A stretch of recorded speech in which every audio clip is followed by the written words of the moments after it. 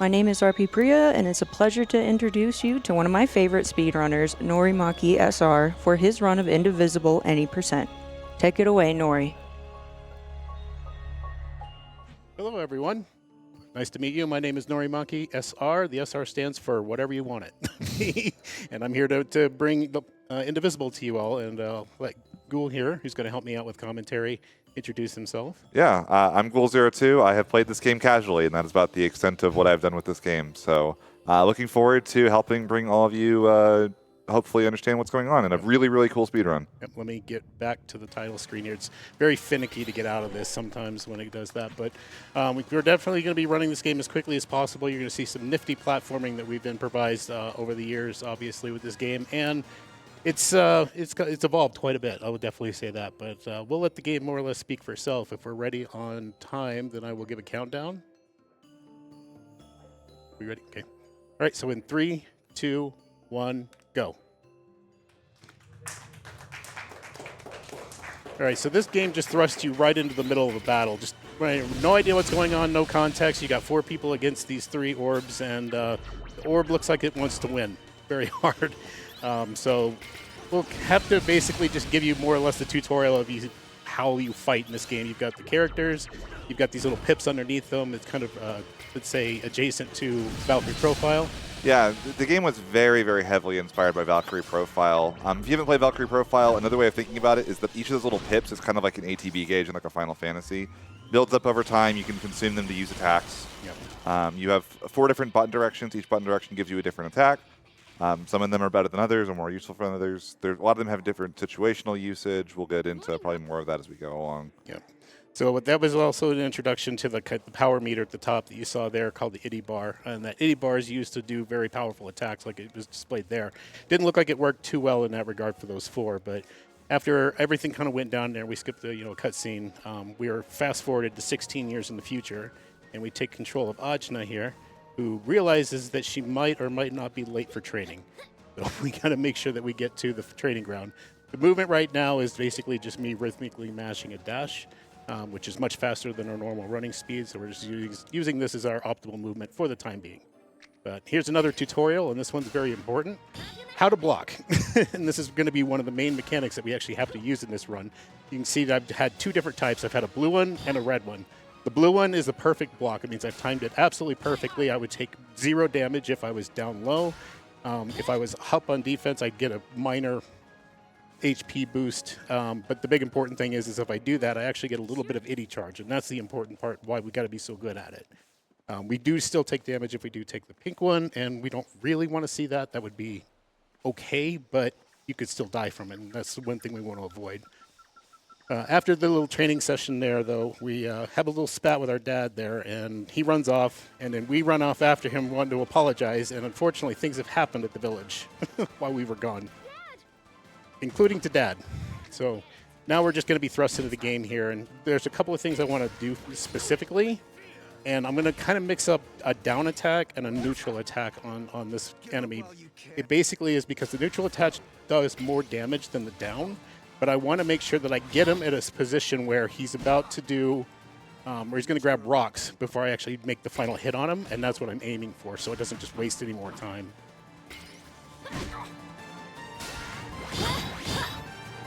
And of course, he starts doing increased amounts of attacks on me here. So I'm going to do it down here just to set him up, wait for it, and just take him out. So these 2 are having a verbal spat. He's like impressed, obviously, that she's fighting him, but then she absorbs him into her brain for unknown reasons. And he's not too happy about it. She's obviously not happy about it because he killed her father. So now it's now the beginning of a revenge tour, and she wants to make that. I got to focus this a second here. Okay. That little trick right there just skipped a tutorial on how characters in your party work. Don't really have time for that, so entering the brain space and then back out really quick ignores the auto trigger that pulls you into the fight there. And then you're allowed to just jump over them and keep going. But now we're going to start collecting party. And Ajna has no idea why she's doing this to random people, but a lot of cool characters that we're going to be picking up throughout this game. Only a couple of optional ones. Most of them are going to be mainline. And we've used them to great effect once we actually get there. So I'm going to be just going through this place here. We find my mother's axe, stolen by a soldier who died by the local monsters.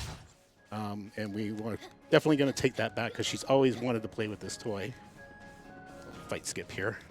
So of note, all these enemies are visible on the overworld. If we do get into an encounter, there's no run mechanic. What we can do instead is we can restart at our last checkpoint, which does take up some time, so we're going to avoid fights everywhere we can, which is everywhere just about. Yeah, really, if I get in a random encounter, you're going to see me immediately going for the reload checkpoint because the only thing I want to fight throughout this entire run is just bosses.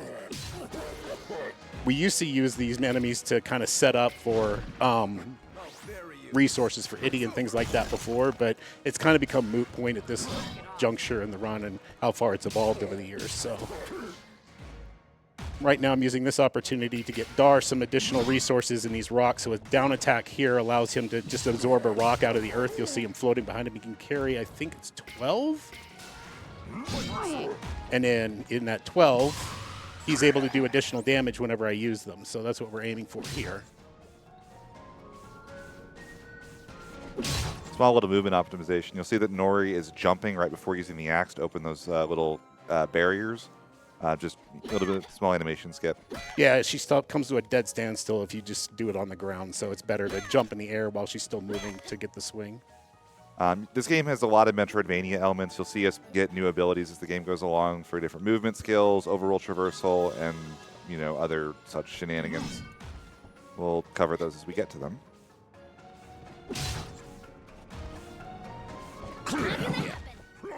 Oh, he didn't chase me. That's more fun when he chases me. All right, I got a big one coming up here. I'm going to try it once. If I don't get it, I'll do the backup strat for it. But this is a kind of a mid-boss is what they're going for here.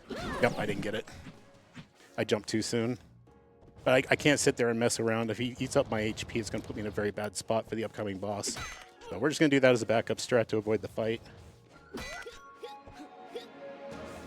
Most is just remaining platforming here, so I don't really have much to say until we get up to the Pindiar fight. Priya, if you've got anything to read off, feel free.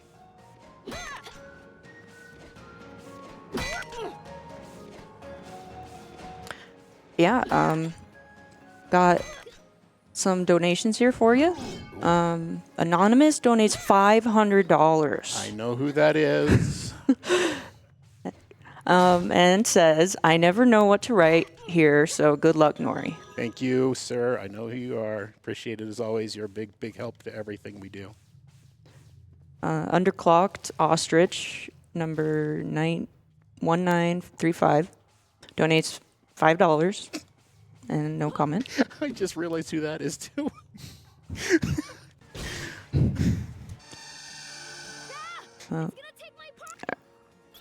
Any more donations, or do you want to explain things? Yeah, let's get into this fight. So this is the official, real first boss of the fight, if you don't count Dar. And Pindiar here is kind of a local legend with the people. It basically takes parts of people it kills and turns them into parts of itself. As you can see, whenever he uses that bow and arrow, you'll see an arm come out of his thorax there to actually shoot the arrow, or it's actually just resting there now. This is kind of a scary fight in the fact that we don't have a lot of HP. And technically, the game has expected me to have just recently gone through the actual intended stuff in that thing. We picked up that ginseng and honey. You didn't really get an introduction with them because we skipped all the cutscene. But we were supposed to help them find what they call resurrection lilies. And if you find enough in there, I think it's like 3 if I recall, then you would join your party, and they are a healer of sorts. I don't have a healer because we're not doing that. Because it's slow to go around the temple and do that. So we're just basically taking what we got and running with it.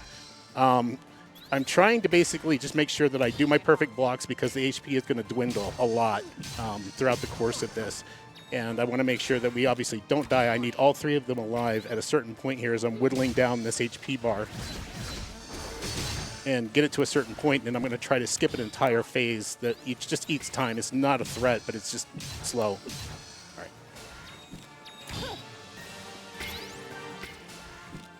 I just lost some Iddy there. That's why it comes back. And for a little fun, if you guys want to do just a small donation chain, I'll give you a topic to go by. So Dar, you'll notice every time he... Ooh, guys, that's not good. Every time he does that super attack, he says, I'll bury you, it's over. And it's a little fun game that we do in my chat, basically, with this, that, we... set him up for that and just say, different puns. So, like, he wants to get married. He'll just propose to somebody, I'll marry you. It's over. Now, I'm wondering if anyone's got any really good setups. Sorry, I'm trying to rebuild Itty at this point, so I'm going to start building rocks here. And that's bad. My blocking is not up to snuff at the moment. He's doing the tricky attacks, which is the worst. Backup strat will be to burn my Itty here, and then I'll just have to rebuild it before I go in for the phrase skip. I really hate that attack. Could you stop it? It's just there's such a delay to block it. It's like, if you're not paying attention, it will just kill. Okay.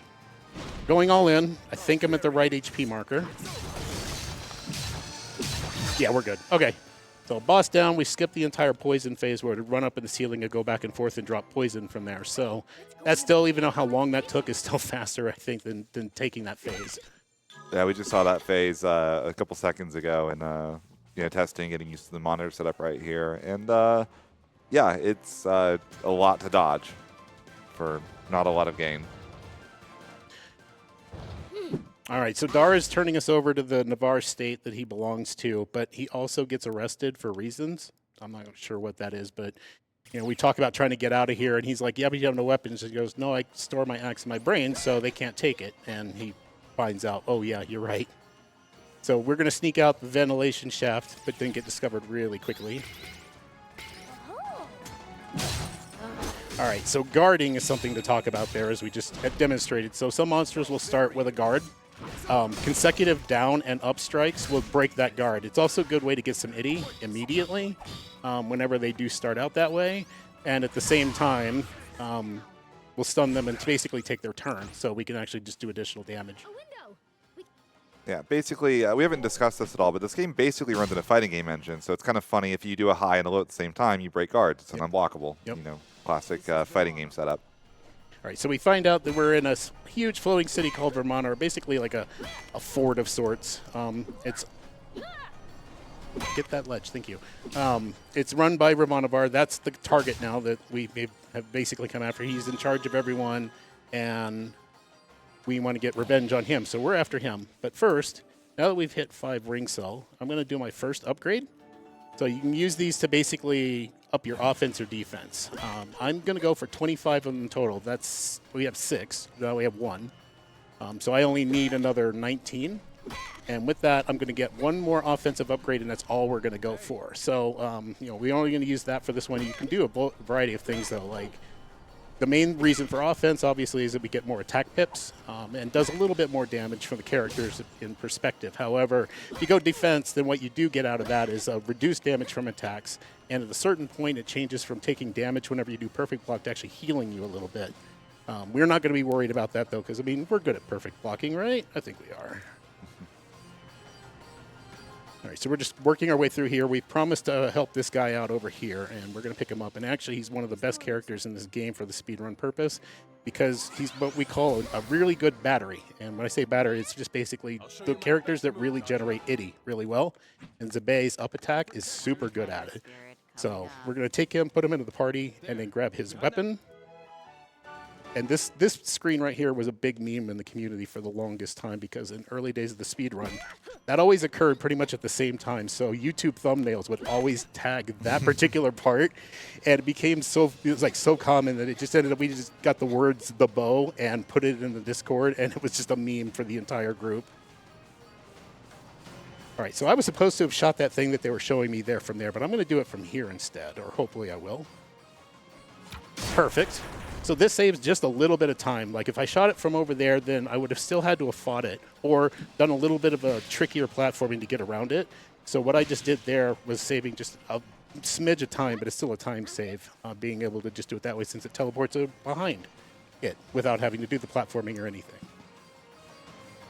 All right, and this one, shooting an arrow down because there's another one of those there. He's waiting for me. But it triggers it to shoot and allows me to get down there, and then he just boosts me forward with a shot like that. So, again, just minor optimizations here. All right. This fight angered the community in one of the last patches because it didn't used to be here. We used to be able to skip it or just jump over the guy and move on. But you can see it's here. I didn't like the way that looked. Let's just do this again. Again, you see how quick that reload is. It's a nice, convenient change. It was not in 1.0, by the way. Yep. It wasn't, no. They had to add that later. And you'll notice that I just disappeared the fight entirely with that. Well, it was an interesting one. We were trying to like optimize how to do that particular fight like good or like really quick. And then someone just was like, wait, why is it gone? And we didn't understand it for a while. And what caused that there was that the middle soldier, he's the one that summons all of those mobs. And if you take him out and reload the checkpoint before he lands on the ground, you then obviously still have him there, but then when it's done, the game's like, oh, this is dead, and it just erases the entire mob. So we just take advantage of a slight glitch with that and just continue to move on. It's much faster than taking the entire encounter. All right, we're going to have to break guard here to get our going since we didn't come in here full. That's fine. All right, so this thing is basically guarding the power of this flying fortress that we're in. And he's a pain. He likes to summon people, and the more people he summons, it gets more and more annoying. Nice try. We're going to hopefully take him down before he gets to the next, like, summoning phase. It is funny when he does it, though. Oh, yeah, he's not quite there. They're going to summon people, and here he goes. So if there was somebody attacking right there, it would have basically just ignored. Okay, he's got. There we go. He would have ignored the attack like a soldier would have run in and tried to hit me, and the thing just swings at you and misses on purpose, and you can't block it, but he just negates the guy's attack for whatever reason. All right. So we've now taken down the engine, but that comes with a problem. The fortress is now falling at a very fast rate of speed. And whenever we go on the outside, we get basically a lower gravity, so we can jump higher. I'm not sure that this is exactly how that works in real life. Like if you were inside, I think you could still jump higher too. But I'll take what I can get.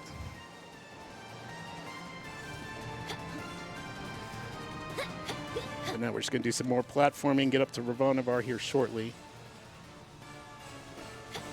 And I hit the hair trigger. If you see me blocking on random, it's a hair trigger on my controller that my fat fingers will like to hit occasionally.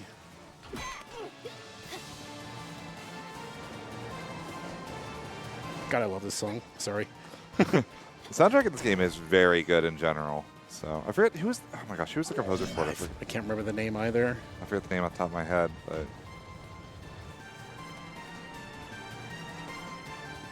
All right, so yeah, we open the elevator, we get up to the top here, and we're about to run into Ravanavar and finally make up for our dad being killed by his army more than him, but by extension, you know. I love this guy. He's voiced by Michael Dorn. Anyone with Star Trek Next Generation knowledge knows who that is.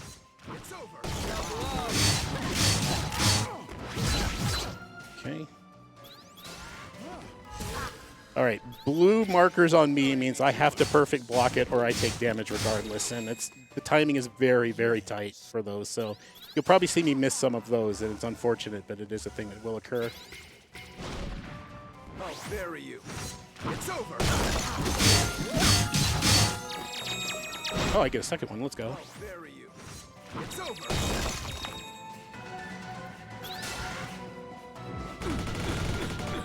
Bad timing, but at least I didn't take full damage. I'll bury you. It's over. All right, so as you can see about the itty generation. Pointless. Sorry, I had to listen for that. That was like the one audio cue I have to use in this entire run. These perfect blocks, again, are just doing that. You can see that Dar is obviously doing some work in regards to, or not Dar, but Zebe on the bottom with the archer. Whenever I do that up attack, it generates a lot of itty. It generates even more if I have the monster juggled. So, you know, even though it is easy to set up that. Special delivery. Okay, he's not.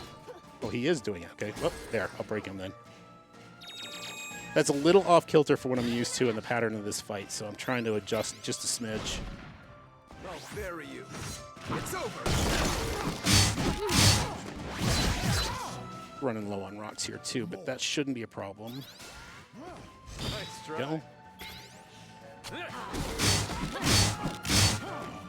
Using that super on Ajna is what threw me off because I normally don't have to, and that's what got me there. I'll bury you. And then just thought to overcharge the Itty, obviously. It's better to use it before Zabe gets in there so that the next Itty charges that he throws aren't just sitting there doing nothing. Okay, put his guard back up. All right, next round should take him down. Just in case, I'll just do one more with Dar.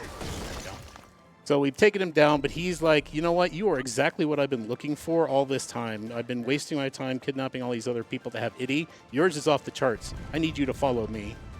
So he doesn't care that his fortress is now crashed into the mountain. He's totally fine with it, but he wants her to follow him into a place that basically Zabe is really, really, really against.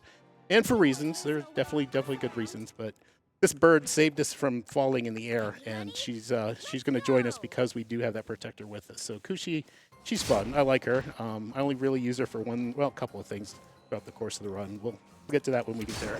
She's an all-star at one little point. We'll get there. Yeah, for sure. All right, so welcome to Mount Sumeru. Anyone who's played this game probably knows what we're in for here. It looks like it's a platforming challenge. I guess you could call it that. Oh, gosh, I messed that up, didn't I? Yep. It's a very long segment every time we come here. And yeah, I said every time we come here. So spoiler alert, this won't be the last time you see this place. It's kind of meant to be a way to kind of showcase Ajna getting more powerful with all the different, Metroidvania skills and overworld traversal you get access to. There's different routes you get to go through and different things. And the climb gets easier and hard, depending on what you're doing. But these segments can be very, very long, even casually. Yeah, there won't be, as we introduce it this time, it'll probably be a lot of time for reading. But, there's so much to talk about here right now, introducing these things, showing some of the early game platforming, which I think is kind of the funnest stuff because you don't really have a lot of options. So you're really trying to do the most you can with what you've got available to you. It also means it's very difficult or easy to make a mistake, though, and have to kind of backtrack a bit. But we try to avoid that wherever possible. Even playing this game casually, controlling Ajna is very fun. And yeah, you definitely can see, just the sheer, it's just a very solid movement engine in general. Up there with some of the best platformers I've ever played. Wow, she didn't jump there. I got to wait for this too. This is kind of glitched out state. That looks normal. No, it's fine. It's not. Trust me. Made that mistake too many times to count. Just trying to skip having to hit the third one just to save just a little bit of time. We're talking micro optimizations at this point here. So the checkpoint system, I guess I'll talk about that. That little altar that lit up as I went past before I skipped by that monster is what is counting as checkpoints. So as long as that lights up as I go by, then whenever I hit reload checkpoint in the menu, that's how we'll end up, or that's where we will end up at that point. Okay, Ajna, you're missing on purpose.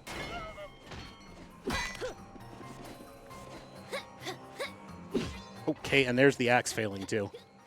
That's why I say this thing it's a great tool. It betrays you on a whim too, though.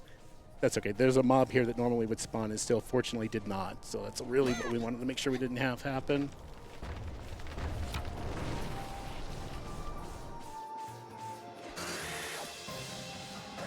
This is the room that I'm going to try that. Oh, no, it's not yet. There is a minor optimization here that we're going to be going for. Just save like a cycle if I can get it, but I got to be really quick. Here we go. Because normally you have to hit that switch twice. You go all the way to the right, all the way back to the left, and then come over. This next room is the one that I'm going to try the new strat that just got posted today in the Discord. Right here. So we're going to do this. Yep, that worked. Nope, I didn't get the boost. If I could have done the exact same thing the other way, I would have been able to not have to hit that switch and go back up here. Axe? Thank you. I think the axe has more stage fright than I do right now. Let's see if I can get this minor optimization I learned here. Yes. There we go. So that saves just a little bit more time. Very convenient at the side of those platforms. It does have a hitbox you can wall jump off of. For sure. Comes in handy in places.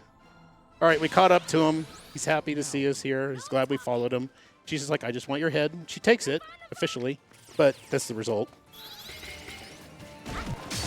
This is why I like Ginseng and Honey for this part, because they do so many hits. It breaks the kind of the damageless part you can do. You have to get rid of all those extra heads before you can actually do official damage to the boss. And now, RNG-wise, I need to see some, like, entire party-wide attacks that, of course, he never does. That's still not what I'm looking for, but this is close enough. So it's going to be more of the Dar show. That was a late hit, Ajna. We're still going to get it, just barely.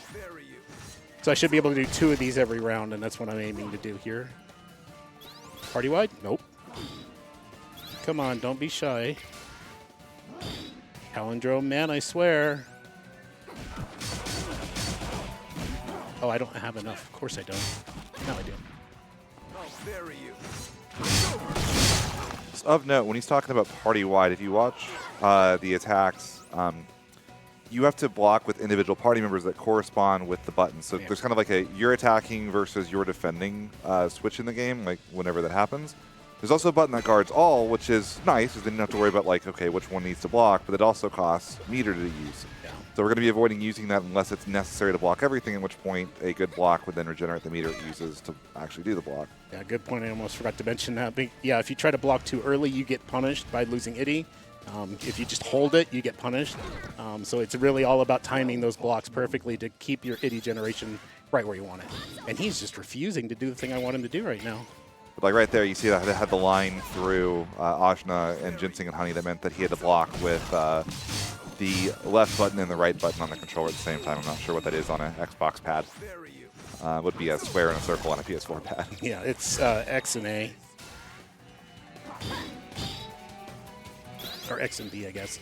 Sorry. Oh, why did I go with him first? Because I didn't have anything going. All right, I'm just going to waste this turn. Oh, he's going to kick me out there. I thought it was right at the end of his name. And don't mind the name being a palindrome. I mean, it is one. But once you see it, you never unsee it.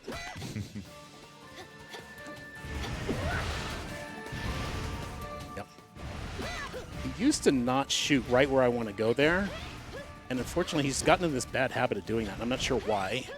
Okay, I didn't get the lip there. So I don't take it the normal way then.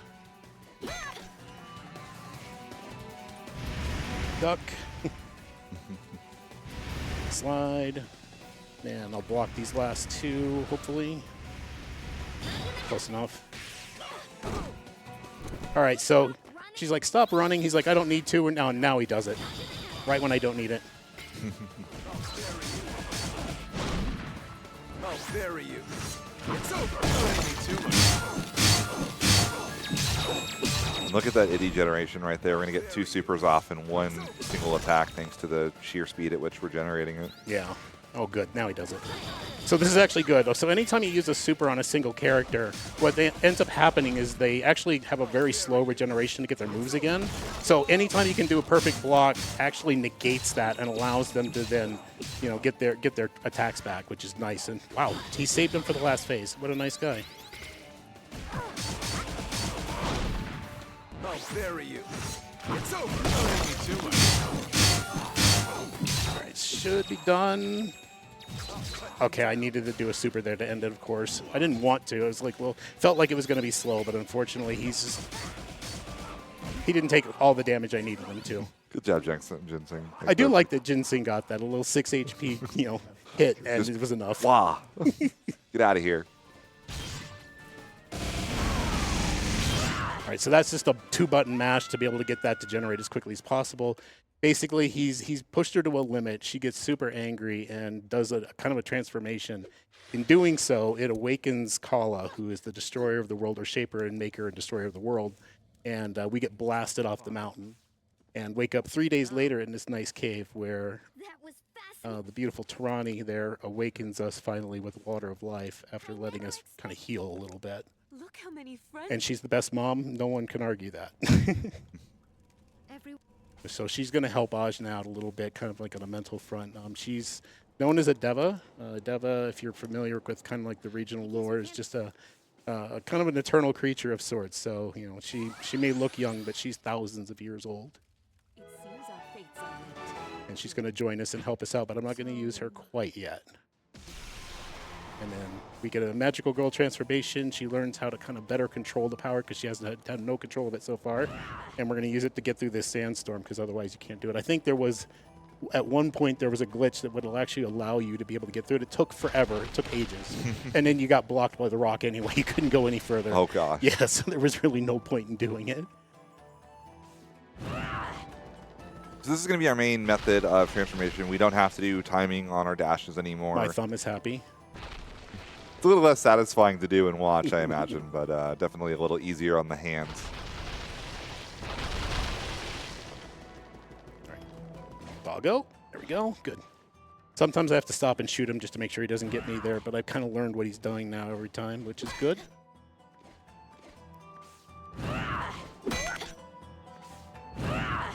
This is one of my favorite tracks, too. Just calming, but for the right up here, I'm basically just going to farm up a couple of ring cell. Oh, no. That's going to be a problem, most likely. Going to put us into a fight here. Nope, thank you. Okay. That particular mob right there, for some reason, well, like 50% of the time will pull you into a fight for no reason. And that's what I'm trying to avoid there. So thankfully, we didn't have to deal with that, even though it was a really bad position. All right.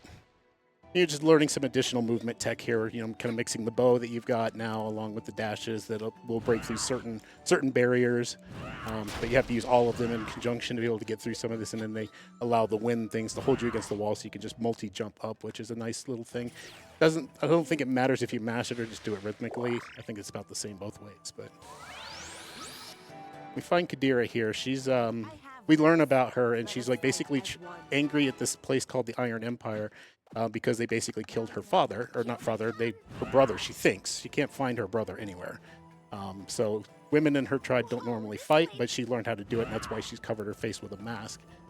She's going to be very useful because she is one of those kind of good batteries for this part of the run. So she's definitely getting a spot in the party, and then I think I did put Kushi in. Pretty sure I did. Yep, Kushi's in on Okay, good, top. perfect. I'm going to be using her really shortly here to kind of shorten this down. This temple is huge. And there's a lot that the game expects you to do to be able to get through it. And I'm going to cut it basically more than half with Kushi in a second. And this is, I just thought I had the spear for some reason there. The game expects a lot of you there. And, you know, we're like, yeah, kind of, but nah, I'm okay. So this is where normally the game is like, yeah, you got to keep going left and around and down.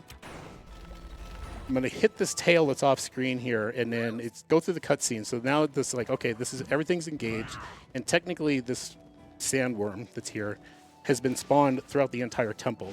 So rather than going the place that the game wants me to, I'm actually going to backtrack here, and grabbing the second controller, I'm going to pull in Kushi and be able to use her. So this game has actual live co-op, much like Guacamelee. And I'm going to use her bird, which is a projectile that can actually pass through the barrier. You can't do this with any other thing. And I'm trying to hit the tail that's off screen here. It's really tight. And I think I'm slow. Maybe not. It's a normal neutral shot and then a diagonal down. And I have to hit the same button in order to change the direction. And it's just missing the... That was too quick. And even to note, this saves a ton of time. Yeah, I could sit here for minutes doing this, and it still saves so much time because there's like 7 or 8 screens that you have to go through, and they're not really quick in any way, shape, or form. So it's nice to have done that. Now I'm going to take off the multiplayer so that the other character doesn't interfere with the platforming, and we're going to move on now. So that cutscene we got there is basically an indication of, hey, you've opened up that kind of final spot, and now we're just going to have to follow. In the meantime, I'm just going to grab like what ring cell are along the way, because I do need, again, 20 for my next upgrade, which I need to have not for this boss, but the next area. Well, yeah, the next area boss that we go to. So be a lot of that. But for right now, it's just a bit of platforming. So again, Priya, if you've got anything that you'd like to read off, it's more you're more than welcome to. Sorry. Yeah, we got a donation referring to the run before this one, Xenosaga, by Little Melly Mooncat with $25. It says, great Xenosaga run, fast at CC. Great to see so much of the Mega Man speedrunning community show up as well. I'll throw in another $25 if someone gives poor Alpha the Chocobo a friend to sit with. Not sure who Alpha the Chocobo is, but speaking of chocobos, there's prizes that are ending at the end of this run. One of them being a minimum $5 donation, Chocobo and Moogle small cube plushes. And so get your donations in for that. And we have another donation from Furret's Kin, $11.10. Thank you so much for your donation. All right, so we finally chased that sandworm off, and that last sound basically says it's returning to its lair. So now we have to fight the guy that was controlling him, and this is where things get really fun from a fighting perspective. We have these 3 things, and you'll notice that instead of just like 1, like we were using before, we now have access to 3 bars, and that means that I can get some like more powerful attacks here. So Rosmi becomes a real powerhouse for this part of the run. I'm going to let Ajna get hit there on purpose to knock us out of battle so that I can get another round in before he just decides to start going all over the arena. One more? Nope. Okay. I was hoping I'd get 3 with the 2 attacks, and I didn't. That'll work. Special delivery. So I have to do a down attack. Oh, unfortunately, that didn't trigger. I have to do a down attack with Rosmi to get her in close, and then I change her attack basically to be the idiot, or like the full attack. So it doesn't actually burn the pip, but it basically gets in double the damage, because you notice the flame going up will actually do more damage, and again on the way down. If you do it from her position where she stands, it'll only be the downward damage. So it basically doubles the attack that we're aiming to do there, which is nice. Yeah, I appreciate all the lightning, my friend, but soon I get the 3, and then he says, nope, I'm out of here. Typical boss. And then everyone else is just going in, getting hits to help regenerate the itty that we spend, obviously, so that we can do even more. And I actually laugh about the speed run, because my casual playthrough of this game, I kind of treated it like it was the elixirs. You know, you got to save it for the final boss, and not even realizing how easy it actually was to regenerate that stuff. So I was being very picky, and my fights against monsters were like 1 person at a time doing moves and not sending everyone in at the same time. And honestly, you know, just doing mashes without the buttons or knowing what you're doing would probably serve you well in a normal playthrough with no problem. And it helps speed up things, obviously, when you just mash everybody in. So especially also notice just how much damage, you know, Rosmi Super is doing compared to what we were doing early on. I think, like, you know, we would do full combos with dodge, and he hits for what, 300? Yeah. We're doing that like, you know, half of that on every hit, but, you know, she's hitting for 20, 30 hits almost. Yeah, and part of that obviously is the transformation of Ajna. Being able to turn into this form, it also does increase her attack power and the attack power of the people with her. So everyone kind of benefits as Ajna grows and gets stronger as well. And it does have levels in this, and I don't really think the levels do too much for you, unfortunately. I mean, they do have a little minor stat increase, but it's nowhere near what a ring cell upgrade will do for the characters in general. So that's really why those are so important and why we want them. Very cool thing about this run, there is no grinding or anything like that. It's just straight up, we're going to play the video game very quickly using all the tools it gives us without having to stop for anything. Yeah, the only real grind you would want to do is if you wanted to max out your characters at level 108, which was the top for them, but that's really unnecessary. You could beat this game without having to even get remotely close to that. So this is Backertown, I mean Port Marifa.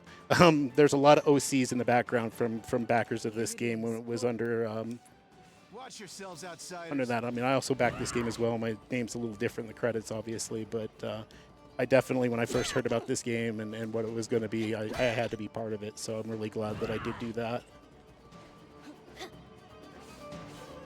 So the party's split. Obviously, Zabe and Kushi, by extension, who has to do whatever Zabe commands, kind of says, he wants to go. He's like, you've already unleashed Kala. You're bad enough. I need to get away from you people. The only way for him to get home will be by a boat, so that's what we're here at the port for. Others are a little kind of wary of what Ajna's about and things like that, but for the most part, she's got the support of most of the people. and they want to kind of help her. So right now, Ajna is just trying to find direction. Like, what is she going to do? You know, she knows that she's messed up. She knows that she's released this goddess that can just destroy the world on a whim. She wants to take care of that. She really wants to fix what she's done, and that's been her goal this whole time, but she doesn't really know how to go about it.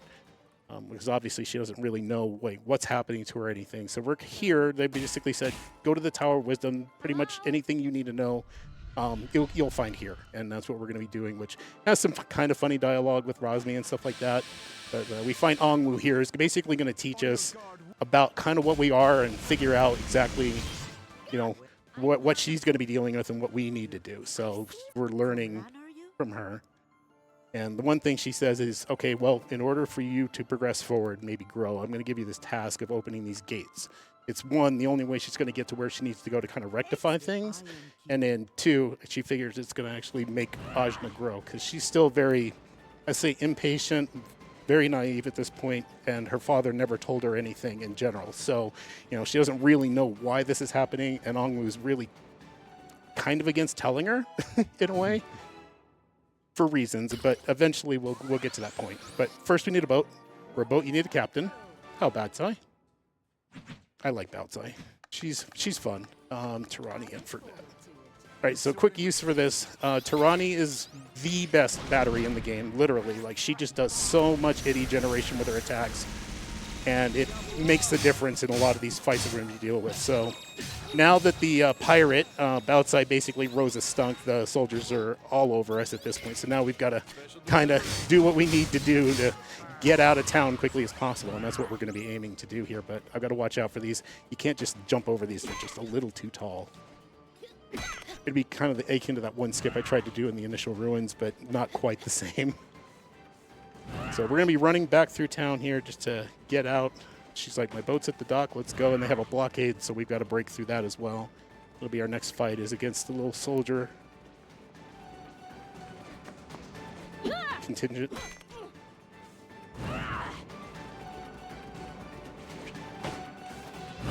All right, so we're going to be here. Got to take out a number of these. And this, again, is just where Rosmi shines. Rosmi does so well in this fight once we get the charge.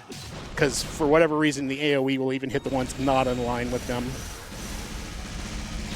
Special delivery. And now you can see the combo numbers just going crazy.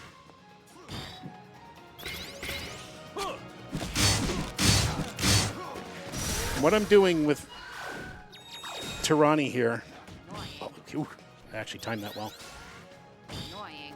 She leaves these pulls on the ground from these down attacks that I do. And those pulls, when I do an up attack afterwards, they'll activate. And in activating, what they actually do is if an enemy steps on them, they do damage. So it's like a poison pull to them. And if it's a friendly or a friendly allied unit that does, then they get healed by it. So it's not even a double-edged sword. It's just really good. Like, it's no risk and lots of reward no matter who steps on what pull. Like, okay. And I'm going to mess that up because I didn't get the down take. It's fine. It'll still be damaged, but it's not going to be as good as it could be. Basically missing out on about a third of the damage by not getting us up hits as well. Yeah, the up hits don't do as much as the down, but still missing damage is missing damage.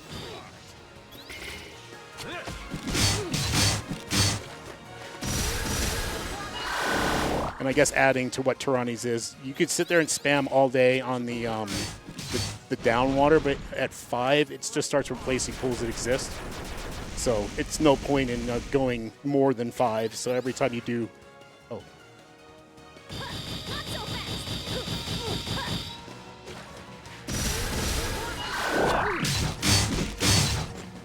All right, I'm saving the pip on Rosmi in case I need another super because it's slow for her to regenerate her powers or her moves. So it's just good to leave that hanging there just so if you get to where you need to be, you have it ready and available, like now. So this should take this out. Yep. Very nice. Only the one mistake. All right, so Baotsai giving us the spear is also going to teach us how to move with it immediately. So we actually get an additional movement option in being able to pull those up things, and that's going to get used extensively from here on out. The spear is probably the most versatile weapon you get throughout the game by comparison to all the others, and the fact that it's got like 3 different movement options you get with it. Yeah, It's also very fun. The pole vaulting is one of the most fun things to do in the game as well, as far as just like using it to get around. Yeah. Oh, actually, we're going to add a fourth one because there's that glitch that we do around corners, which is nice.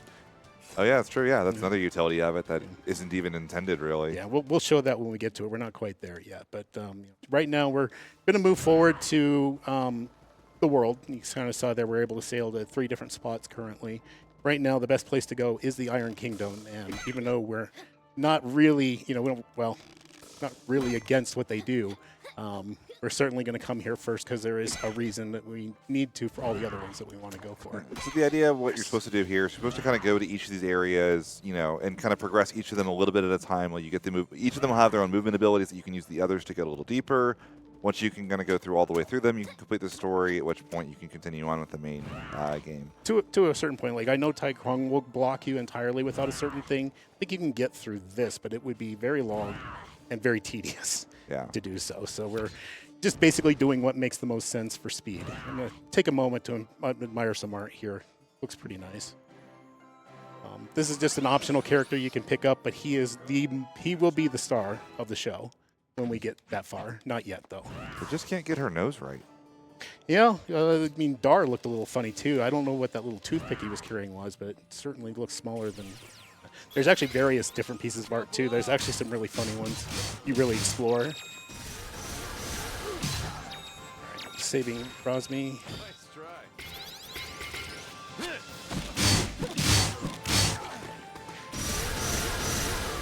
Unfortunately, he doesn't really get to an area where there's pools of water, so I can't really use Tarani's up to my advantage here. The main point, though, get Rosmi to 3, get out of the fight. Wait, how did All right, so we meet the local Robin Hood, Kanpan, and she's like, I need you to come meet me at the factory. We're like, yeah, sure, no problem, when I'm ready, which won't be now. We're actually going to head out of here. Oh, I just thought I had the movement again, and I just completely ignored my axe, and that's why we fell. Soon, Nori, soon. But yeah, we're going to be leaving here, basically just taking the quick way out, and we've got what we want. We just need this movement to be able to really blast through the next area that we're going to get the most about, well, our next most valuable movement thing, which will trivialize this place later.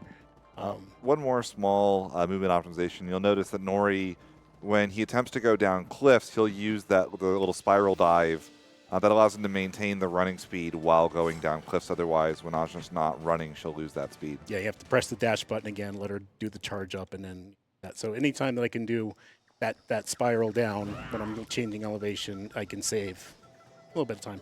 I've been doing that a lot lately. This is so strange. Usually you can jump over that, and it's just not letting me today. All right, I love this area. This area is just beautiful. The music is so nice, and it fits the atmosphere very well. I think in my casual playthrough, I stayed as long as I could here, just to hear everything and it kind of absorb what we're looking at here. But So we're gonna get to 20 of those gems, at which point we're gonna turn in again. But for now, we'll be done with that in this part. So this will be the last area you're going to see me going out of my way for any ring soul. Once I get to 20, we'll get my upgrade that we need, and then I'll probably pick up a couple more, but only because they're literally right in my way. So no one's around, and we're wondering why. And we're a little confused here. So we obviously get attacked by a monster. I don't think that surprised anyone, whatsoever. But we don't believe that the monsters are why there's no one around. So there's obviously some mystery going on here that we're trying to figure out. And got to take care of business first, though, before we can really... Can you do it, Tarani? Yes, you can. That'll be the end of this bird. music was just getting good there, too. Yeah, it was. All right, so Nuna basically has been sent out by these people to go and find Ongwu, who sent us here. So Ajna's like, well, I was sent here by Ongwu. I can take care of your problem. And Nuna, she's a little ditzy in a way, and with that, she's like, okay, well, totally, this will fit what we're gonna go for. So she's gonna come along with us back to go talk to the queen, who she tells us is currently in the process of building a barrier to lock her people in the underground temples that they maintain. And Ajna does not like that. She doesn't think that that's fair and believes in people being free. So, obviously she needs to go talk to this queen, but she's already kind of like made up her mind that this queen may not exactly be as good as she's making out to be. And this water is kind of fun too. It's actually got a bounce mechanic that she actually calls out very much. It's like, ooh, bouncy. Just allows you to just chain jumps. It's kind of fun movement in my opinion. We got our new overworld movement here, which allows us to use our arrow to put flowers on top of spikes, lets you wall jump, and can you use the axe on walls that you put flowers on? I can't remember. Walls, yes. Okay. Yes. But yeah, it basically allows you to kind of play around with spikes in a little bit of a different way. They're not just, okay, I'm stuck here because of these spikes here. Yeah. Just adds more. All right, so we're being the local sports champion. I won't call it Blitzball. It's Teachli Ball. They originally call it, but just think of it as Blitzball. Is now challenging us because we're breaking in. Obviously, this is the Vizier with ZT there. And Nuna does have a crush on the Teachli Ball, but they don't recognize it. She's kind of young, and they just basically just say, whatever, let me deal with this. You go and do whatever. And she just rejoins us, obviously. So I like using her here, and the reason I do is that she doesn't do a lot of damage output, but she locks mobs in place, and in doing so allows me to kind of more easily juggle them without having to do an up attack. And if you get a monster in the air and you hit them, you actually generate more itty per strike. And that's the point of actually launching anything in the air. It doesn't increase the damage, but you get a little bit more itty for it, and that's the reason. Oh, and you even attack Rosmi. You are my friend.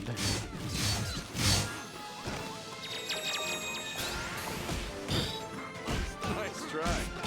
Playing some tennis here. Yeah. It's an interesting attack style. I mean, you actually, I'll say, you can recruit this guy later. And it's an interesting attack style, but it has some flaws because you can miss it, and then obviously you lose damage. Why is he not changing phases? Oh, there. No, he didn't do it. That's interesting. Kind of a first there. I've never seen him not swap. Which I'm glad for, actually, because the mechanic, when it got added, you couldn't block it anyway, so I just take damage for no reason. And there's like 1,600. It's a lot in comparison to what our HP pool is. So I'm not against not seeing him switch, but I'll take that. I think it's kind of a marathon luck thing, though. All right. So Ajna again learns that, hey, you can also freeze enemies with this arrow, not just spikes. And that now becomes the next part. So we're going to be running around this temple, basically getting the rest of the ring so we need, along with the story progression that we need to do by breaking these totems. So not going to be a lot to say. You're going to just enjoy the platforming that I'm going to be doing to do all of that. But beyond that, Priya, I'm going to turn it over to you for anything that you would like to post out there.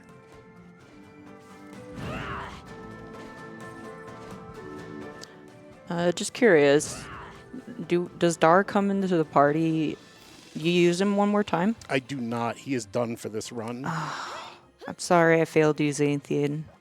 You can still read it. I'm totally all about Dar points this entire time if anyone right. wants. So, just in case you missed it earlier, Dar says, what does he say? I'll bury you? I'll bury you. It's over? It's over. Yeah, when he's attacking. The super attack, yeah. So Xathian donates $250, which is so generous. Very Thank much. You Thank so you so much. much. And he says, oh, are you trying to get over this river? I'll ferry you. Good one. I You're- approve. Your wagon too? Fine. It's over. That's a nice little Oregon Trail. Thank Oh, you I so like much, Xathian. Yeah, very much appreciate the donation. for Very sure. generous. Thank you so much. It never lets me do that jump there. And Rocco _ Dactylus Dactylus. Ryko or Dactylus. Roctodactylus, either one is fine. Yeah. Donates $10. Good luck, Nori. You precious, precious cinnamon roll. Less than 3. Love you, Rocco. And Moni Veeder donates $5. Best of luck to my favorite sushi roll. Thank you, Moni. The community coming out in force. These are all my really close friends from the stream.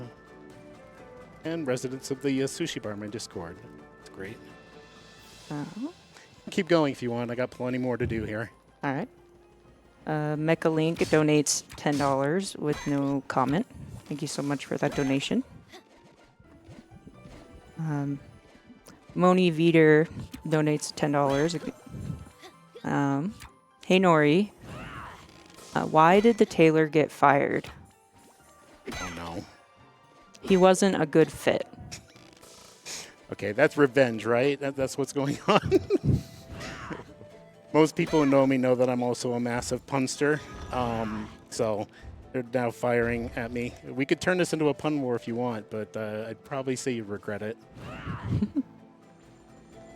I mean, I'm here for that. You again. Isn't there a cool movement in this area? Some. I'm going to try to do the best I can with some of these just to make sure that I get it, but it's again just kind of the same thing of trying to make sure that I keep the dash going. So the spinning kind of diagonal thing that we do now is where that will come into play. Double there. Yeah, right there. Yeah. If you miss that, it's really painful to get, and I need that in the route, so you definitely do not want to miss that at all. And it is very easy to do. I'm mashing Y whenever I get to that point just to make sure I don't. All right, that's going to be, how many more? I think we've got, we didn't get the cutscene, but I think that's all of them. Gosh, if I didn't, that's going to be pain because I'm going to have to remember which one I might have missed. I like that jump personally I came up with. Just feels fun to do. that's really There sweet. we go. That's what I wanted. And once again, seeing that little spiral dive into the water, allowing us to keep that momentum.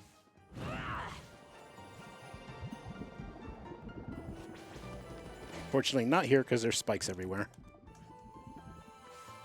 Very nice. You hit a couple of those on the way down in practice, I remember. I do that a lot regardless. But yeah, it is nice to get there very clean. It feels really good when you do that. All right, this is a hard jump.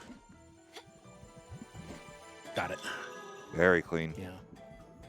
And again, once again, we're showcasing that really awesome movement engine. So many different options. And I jinxed you. My bad. I'm That's sorry. all right. No worries. I expected to hit more, I'll be honest. But there's another opportunity. All right, so I need that. Get up there, please. Thank you. All right, there's my 20th. So back to the headspace. We're going to use these guys to get my last upgrade. We're going to, of course, choose offense because that is my best defense. And then a quick party swap. Now we're going to bring Latigo in because I've got now my 4th attack pip, and this is where he starts to shine. You could use him at 3, but I feel he's way less effective when you just don't have that 4th pip. So this is why he's coming in now, and we're going to get ready to take on the queen here, who is currently in the process of building a shield to lock her people in, and her vizier there, Tsitsi, interrupts her, and now, of course, she's mad. All right, so... So the way we work Latigo here is you go a 2, he gets these blue bullets, and then I leave 1 in the chamber on purpose. And now what I need to do is rebuild my idiot up to a 3, and then you'll just see why we want to do it and why this guy is so busted for these runs.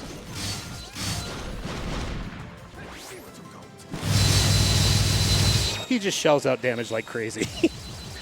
So what's going on there, and I believe this has been a fully intended mechanic ever since he was created, is that 1 blue bullet allows all preceding shots while he has that bullet on his 1 turn to basically just pass through the hurt box and just drag and do a ton of damage.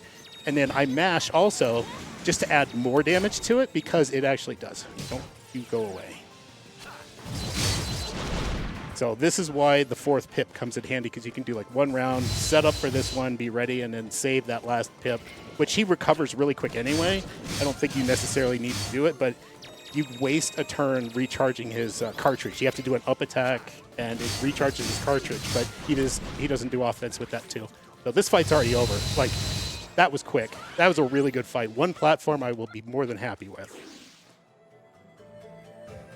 Yeah, and again, you'll see it's really obvious in a couple bosses, but as it passes through each of the, I don't know how many frames or whatever, but it'll continuously do damage as it passes through the enemy, and you'll see 3-4 hits per bullet times however many bullets.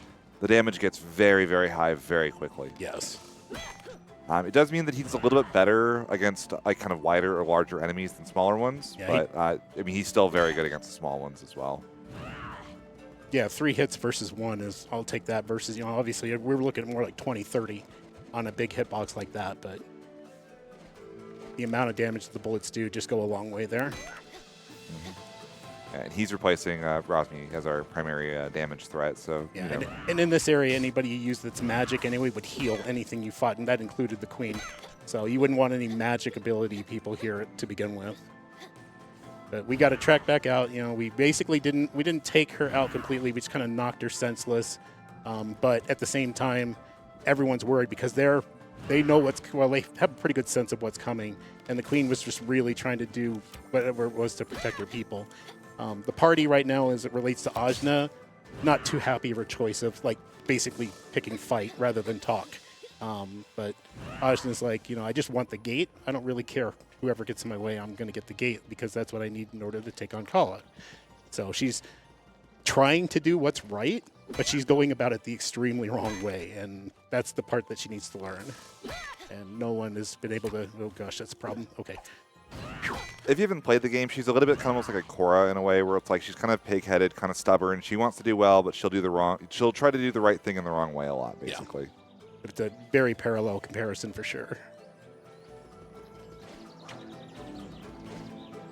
All right, we're bringing it back to the ship, but we're going to have someone who's not happy with this. Zitzi has been banished by her queen for failing to protect her queen.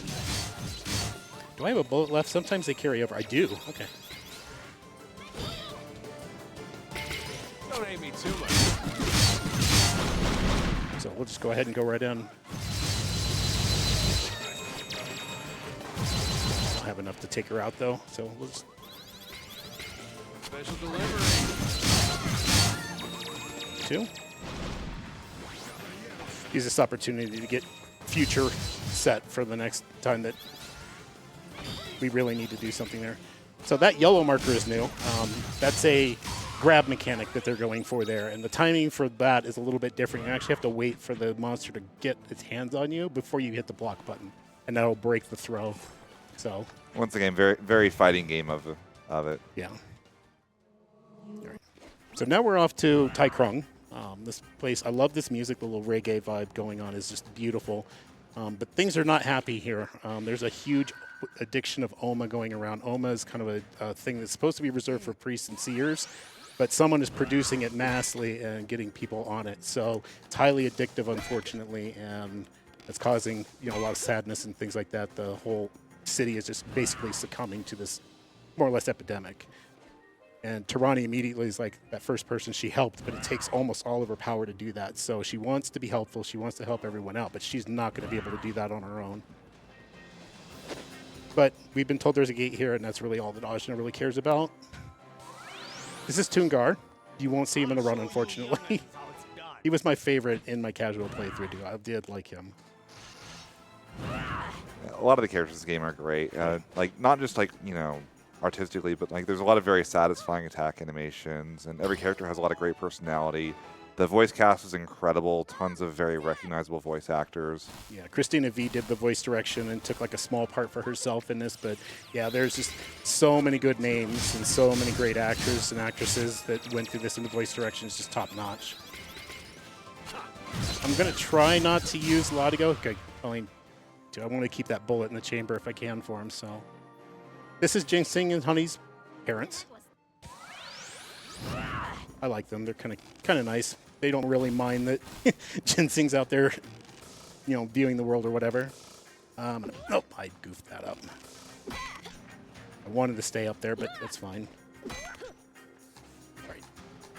So this is the real value of the pogo. You get these electrified things, and also we'll do this on spikes as well. And then I can also use it to just cut around that corner. I don't necessarily think that's intended as much, but as you come off the wall, if you hold down the jump button and then also hit X, you then can quickly change direction in the air, and that's why that works.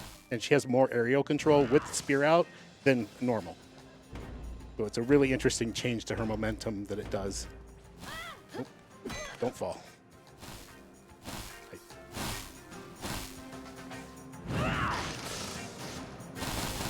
So we know that this apparently this gate is inside that club that we tried to visit, but we're basically turned away by the bouncer. He wouldn't let us in. There's a really cute conversation about fake IDs that happened there. I don't know why, but it's really funny because Ajna has no idea what an ID is. She's that naive, having lived in the country. And Rosmi kind of gives her a little ribbing for that. That's what Rosmi is really, really good at. So anytime those two just have a real conversation about things, it's always worth reading or watching. Screen transition. I don't know why that does that. Oh, get up there. So right here, you see why we needed to go to the other area. We had to get the flowers so we could climb up those signs to get in. Yeah, you would literally be blocked off with nowhere to go once you get to that point if you didn't have that. So it would basically be the game telling you, hey, you need to go do something else. And then you'll just have to go explore around a little bit. All right, so you've probably seen those bamboo traps. This is a ninja that's tracking us down. Someone has hired them to kind of go after someone in our party. It's not necessarily Ajna, but they're targeting them, and that's why they're following us. And Ajna gets a little annoyed, kind of smacks him around right there, and then we kind of learn how to use the spear to traverse ceilings, which is a fun movement tech as well on its own. It's got just a really satisfying sound is the thing I always remembered about it. Just the thunk is so fun. Yeah, it's got a really beefy kind of thing in there, so it's also tinking through that. Ajna, what are you doing? But now you can see how the movement really picks up as we get more and more abilities. So everything gets a little bit more complicated, especially from a speedrun perspective when we're trying to chain these things and make sure that we do it to great effect. Nice little recovery there with the axe. Yeah, that was a little odd, that positioning. All right, so we make it to these rooftops, which we feel we can get into the club that way. And we kind of meet the local, I want to call him Batman, but I don't think that's the right appropriate thing.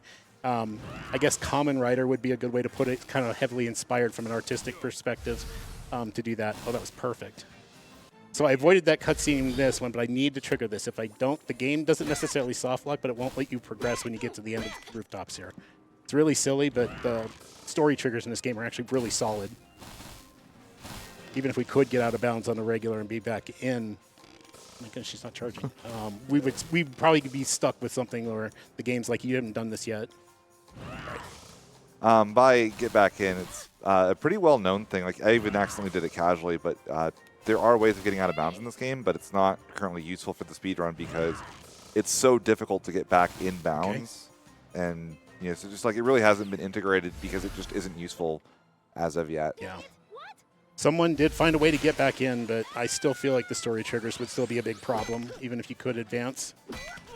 All right, so we broke in, but Tarani has been kidnapped by that guy who was flying around. So we're now kind of dual purpose. Obviously, we want that, but Ajna really likes Tarani, so we want to rescue Tarani as well. And so we broke in here. This is some really good music here with this disco. Probably, I'd say at least a couple of people's favorite within the community for sure. But now we're going to have it out with this. What a jerk. He always does this, and I don't understand why. Okay, I just goofed. I thought he was going to attack, so I blocked. And because I blocked, obviously I got cost itty and kind of threw me off. So we're going to have to get resituated here. God, he is being a real jerk. This is the one thing I don't want to see him do because he puts a trap in front of the person. And, you know, if you want to build a combo, you need to be able to get to him. Again, you see the effect of the smaller hitbox there. We're only hitting, you know, twice per bullet maybe. You'll see in a little bit we'll get to a boss that you do some really crazy damage numbers because of it. Yeah, I think it's the one coming up, actually. Yep, I believe it's the next one if I remember correctly. Did it again. Yeah, he is just... Yeah, he is really all about this. That's all right. I'll just do it this way so that I actually... Oh, didn't have any bullets, of course. I thought I'd sneak in some extra damage there, and the game said, oh, you didn't reload. I still haven't read the telegraph for that.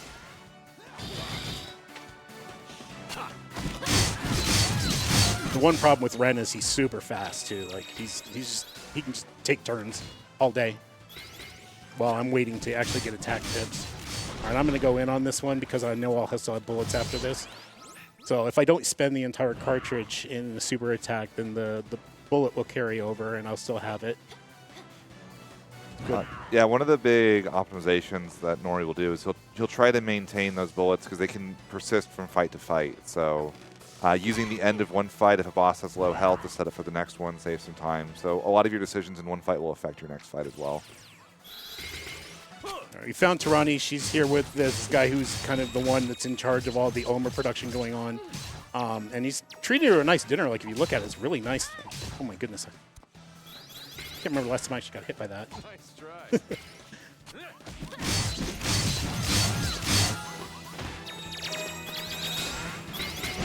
Okay, nope. I'm not letting you do it. I'm not sure if the boat will keep in that one, but we'll see. All right, so he comes, and he's just going to shoot at us, and unfortunately, there goes dinner. Shame. There's always room for Jello, though. Apparently, it's even impervious to bullets. Weird. That's weird. All right. A little more platforming here. We'll get to the top. We're basically chasing him down now. We've got Tarani back, and we're all happy, but this guy is still blocking us from keeping to get to the gate that we want to unlock, so obviously going to chase him down and take him out. He's going to sick his little hound dog Garuda on us, and I'm not going to let him leave, at least not immediately. So you can get that in. Like, he's really just, he wants to run off, obviously, and I don't blame him. But, okay, he did keep. It's good to know. I had to check that really quick. All right. Watch this damage right here. God, I love that sound. Yeah, 122 hits. Just wild damage numbers, just because this boss has such a large hitbox that those bullets are doing so many individual hits. Yeah, when he goes horizontal, that hurt box just goes with him, and that the bullets get to have a field day with it. That's a bad one. And the good news is after you do the super, he actually recharges on his own, like he reloads on his own, so I know that I can at least get an extra few shots in before I do my setup, which is nice. They're building up to that third bar of ED again. Yep. Fortunately, he's going to get off screen twice. Unfortunately, he's not. Oh, I was going to say he's doing. That's what I wanted. You can actually interrupt him out of that CD. That if you can predict it, sometimes he's quicker than others, but this fight's going to be done. Sheesh. So we take out Garuda, and now we have access to these elevators. They've been locked the entire time. If you tried to use them, it wouldn't work. Go figure.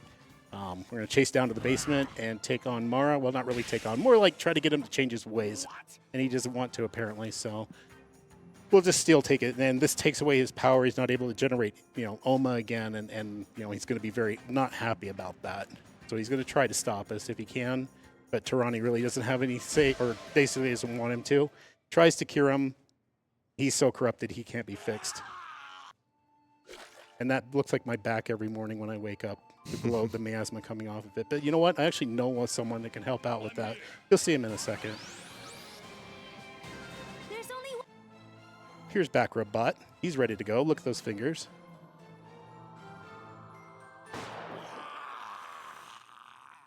It seemed like a good massage. What do you think? Yeah, it seems like an okay one. I don't know.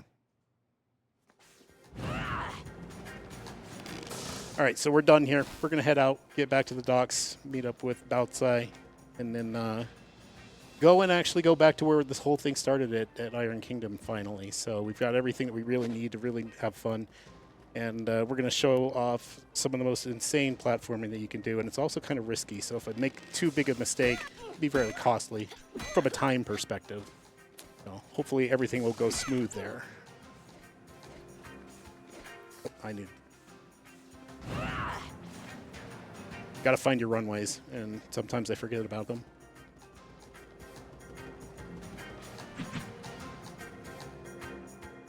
All right, so I think this will be a good time to at least tee up the burst mechanic. So because you can attack things in the overworld with the various weapons that Ajna has at her disposal, you could actually do damage to the monsters, and that was kind of a thing that was done, early doors with this speedrun.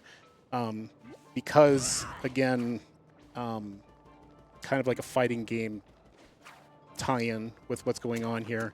The enemies in one of the latest patches before they stopped patching the game was adding a burst mechanic where if you hit something too much, it will just burst out, become invincible, can't do any damage, can't do anything with it. So I have to be cognizant of that for what I'm setting up here, and the fact I'm not coming across any checkpoints means that if I have to reload here, I'm all the way back at the docks, and that's just pain.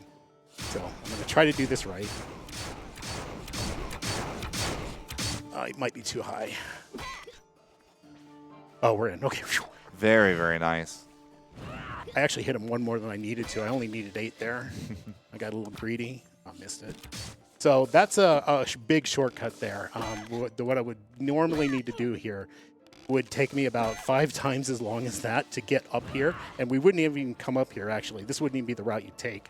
But that was discovered, and a lot of people had fun with that. But when they added the burst mechanic, if you made a mistake or you forget to switch to the Tarani method there to lock him in place as a plant, the guy will burst, and you have to wait for him to become vulnerable to try again. And it takes quite a few seconds like that. It lasts a long time. Of note, the burst mechanic will actually be useful to us in the future as well. Kind of. Like the invincibility portion of it is really what we're going to exploit, but only one time. So it just takes a while to hit him enough times that I make it happen. So there's not really any value anywhere else. Oh, no momentum. Okay. Save. Nice recovery.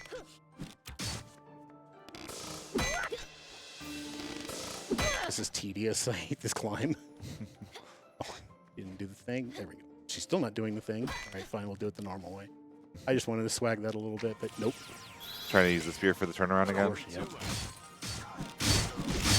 All right, do you have a bullet still? You do. Okay, good. So I'll just do this then. Oh, no. Dodge this. I like that little slow. I hit 2 at the same time. My fat-fingered one. So the bullets don't really matter here as much, fortunately, because Latigo and what we're going to be doing here, I don't need to have the setup. Like, he can one-shot him without bullets that we're going to be having to go after. I was more about the fat finger and hitting 2 at the same time. It was like, oh, no.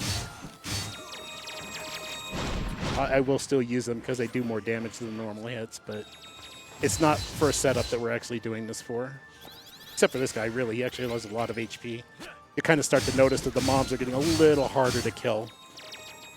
Yeah, the enemies in this game get a lot of health by the end. Oh, yeah. It'll become very obvious soonish. So it's still worth, obviously going for the super here just to cut down that big HP pool that soldier has. And again, we generate itties so fast that, the game's intending us to use these supers anyway. Yeah, for sure. All right, so Compound says we need to go this way. She led us here. We're wondering why soldiers are waiting for us. How did they know we were coming? I wonder. Could be anything. Could be anything. Maybe they have a really good intelligence network. All right, so 2-up attacks with Zabe and Latigo there is the setup. If I don't do that, then I can't one-shot those, so they do a little bit more damage with the upper attacks. I can mash with Ajna and Nuna as normal. Just go this way. All right, so this is where things get really scary. This is probably the trickiest, scariest part of the run for me, and this was courtesy of a discovery by a friend of mine from my own Discord who doesn't run this game, but was like looking around at things and finding glitches. Soon we're going to be doing something that we call the zombie Ajna glitch, and it's super sketchy because you get no hitbox as it relates to the environment. And that means I'm not getting checkpoints as I'm doing the platforming I'm going to need to do to complete that. It helps me, though, in that I don't have to wait for lava cycles at all. Like, I'm impervious to lava, so it's good, but it's also scary because if I make one mistake, take one hit, I have to reload checkpoint, which will be back to where I set the glitch. And there's a significant amount of platforming that actually does need to occur there. And stepping on any spikes or anything like that will end up causing a big problem as well. So right here, we're going to load, which puts us inside of the zombie state. The game thinks that we're dead, but we're not. And we're going to be able to avoid a lot of environmental hazards and other things like that. So you'll see just a little bit. I don't interact with these conveyor belts. They don't exist. That checkpoint, even though it lit up, I didn't actually checkpoint there. I can't grab this ring soul. Like, I can't do anything other than just platform, and this is perfect. Good. We're actually going to get best value out of this, too, because I would have had to wait for that. And again, you see just how much time we're saving by ignoring that. This can be done in other places in the game. It's just not currently useful in the speedrun to do so. There's a couple of theory crafting things that Nori was telling me about, but as of right now, this is where it's useful still. Yeah, this is the most value. I could think of a couple of other locations, but it'd be really hard to set up for one because we don't have a nice, convenient chainsaw to ram our head into to take down our HP, so we'd have to do it a really tedious and long way. Okay, this is the scary part. Okay, that one right there, that sneaky little rat, can just end a run. Again, any additional damage will kill us and send us back to the previous checkpoint. And I'm just going to take this nice and slow. All right. We're pulled out of the state now. Once I get pulled into a cutscene, it actually restores Ajna back to normal. So we're good. That was the scary part of the run for me. I'm glad we got through it without incident. I love the song. This is actually legit my favorite track of the game, and you don't get to hear it at all. Outside in, Kushi in, and Rosby. All right, so quick party swap here. This boss is a pain. I'm not a big fan of it. I wish that there were a better way to deal with it. Okay, I got sneaky there and didn't work. It goes off pretty good in the beginning. Rosby definitely comes to shine here again because of the up attack. So the thing to note here is the verticality. We're trying to hit high on the boss, and you'll notice, Rosmi's attack goes in a straight line above her. The pirate, shoots up with the bullets right here, so we're hitting up these high ones. And then Kushi just hits everything with this scream attack, so becomes the most value, and I also get a lot of ID generation for that, but it's only because we have these armor plates and the turrets that are up at the top. Once those disappear, this fight becomes very slow.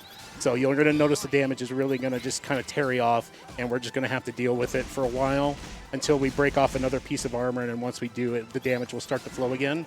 But at this point, it's just going to be a thing. We've been trying some multiple different characters to see if there's just better combinations, and there really just hasn't been, which is unfortunate for right now.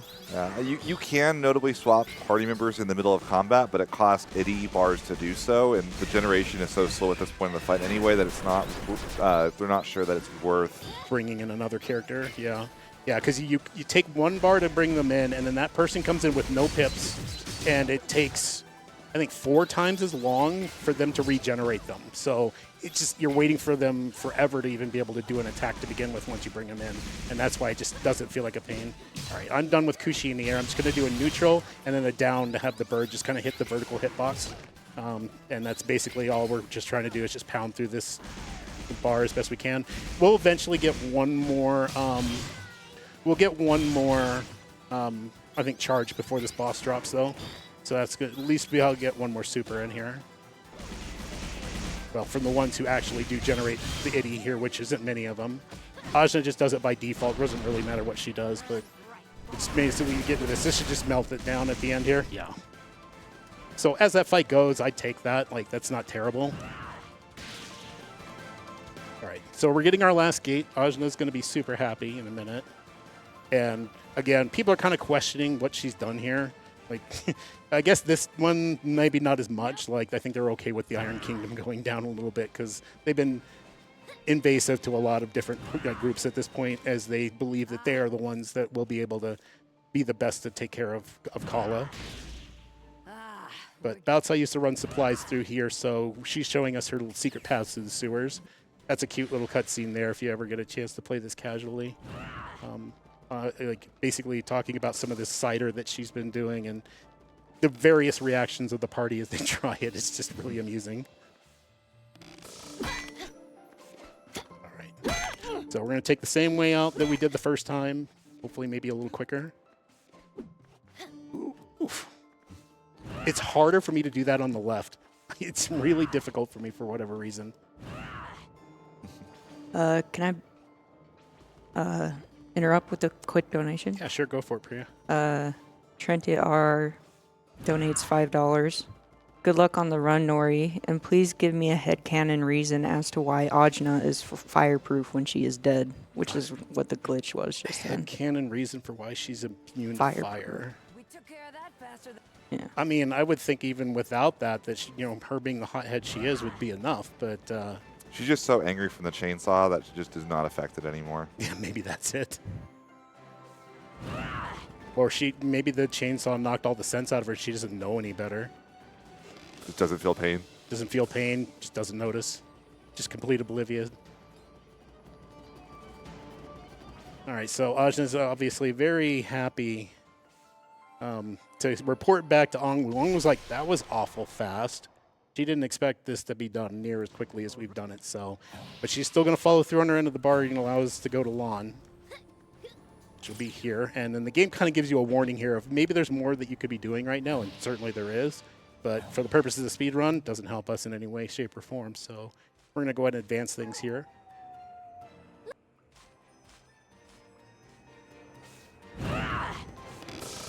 So this is the basement of the Temple of Lawn, and we're going to go and say hi to some monks here. And what Zabe wants us to do is really talk to these monks and, you know, kind of gain maybe a more level head for things. And they're deliberating on whether or not they're going to allow us to approach Mount Sumeru again. And Ajna being, of course, like, hey, you know, Kala's loose, and the impatience that she's always exhibited, she's just not willing to wait around for that to occur. And I feel that that's part of the test that the monks are putting her through to begin with. So she's obviously going to fail, and they're not going to let her go. And she just gets angry and angrier by the second. And it shows. This is my favorite move because they don't even teach you how to use it. They'll show that you got something, but they won't tell you what it is. But aerial dash is going to be very, very useful in this part. It just adds another thing to the bucket. And as we climb up Mount Sumeru, you're going to see us take an unintended path. I don't know. I still argue that it probably was intended if you just knew what you were doing. Yeah, so the climb of Mount Sumeru, there's supposed to be 3 different climbs. There's the one you do at the beginning of the game that we've already done. Then there's the second climb, which we're in the process of right now. However, there's a third climb as well that you're supposed to do very late game. But the game isn't going to stop us from doing that. No. So we're going to do the third path twice instead because it's actually faster. The downside is we don't have all the movement options we're intended to have for that third path. Yeah. So we're going to have to do some really creative platforming and some really interesting things to get through.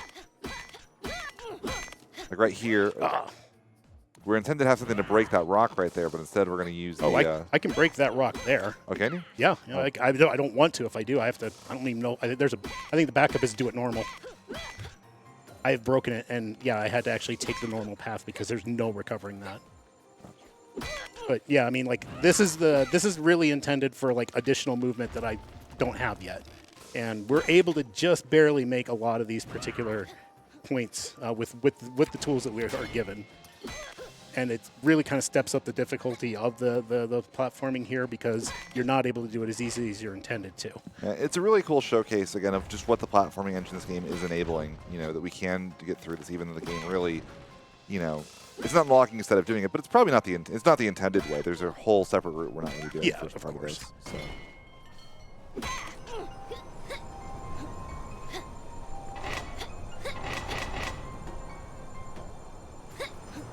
So, Priya, again, I'll give it over to you. This is just going to be a lot of platforming, not really much to say. Again, just kind of sit back and watch the showcase, I would say, at this point, but you can read off whatever you need.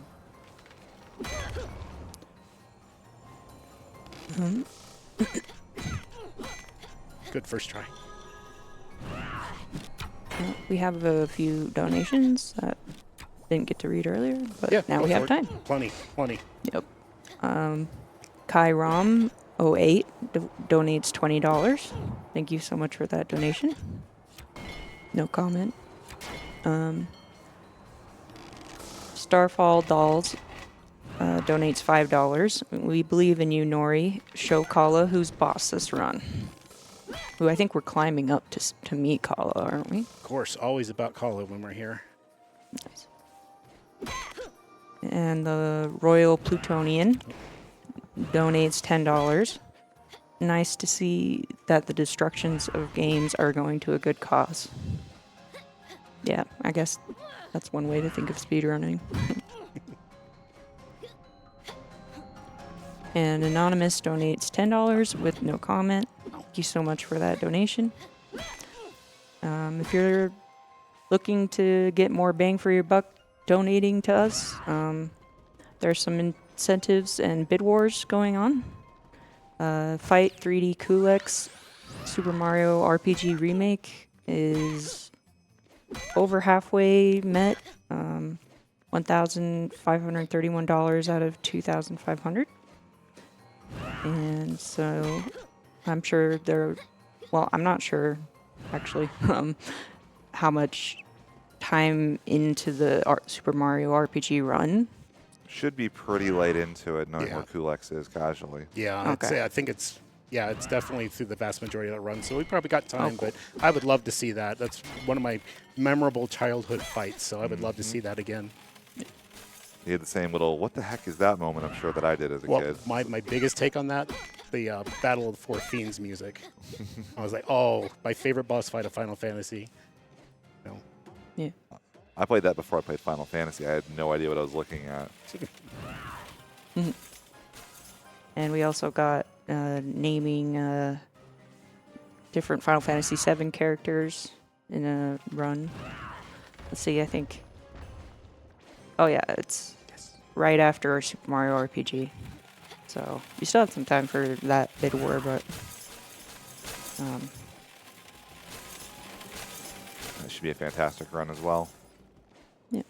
I mean, every run in the marathon is incredible, Absolutely. including this Indivisible run. It's actually going really well, I think. At least to my untrained eye. Couple of errors, but nothing significant, so we'll take it on a good day. And actually, let me go back a bit. So you mentioned Starfall Dolls. They're the one person in the community that's been working on New Game Plus co-op. They posted a time the other day and unfortunately didn't have a VOD of it, but got it to a 1:39:01. So congrats on that. Such an achievement. New Game Plus in this game isn't as broken as one would think, but with the use of co-op, it actually is really busted because you can skip so much.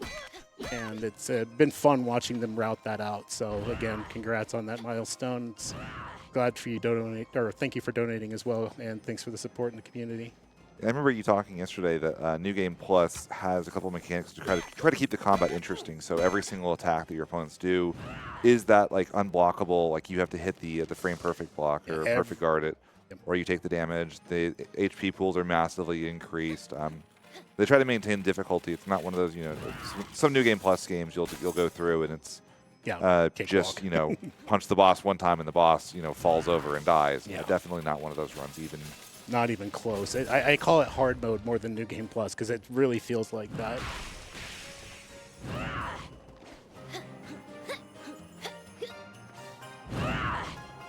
I love watching the platforming in this game. It's so good. It's one of the main things that drew me to this game once I got into it. Like, I wanted to play it casually, but then I got to learn the platforming. And I was like, oh, this is even better. Being a longtime platformer speedrunner, this game just yelled out, speedrun me.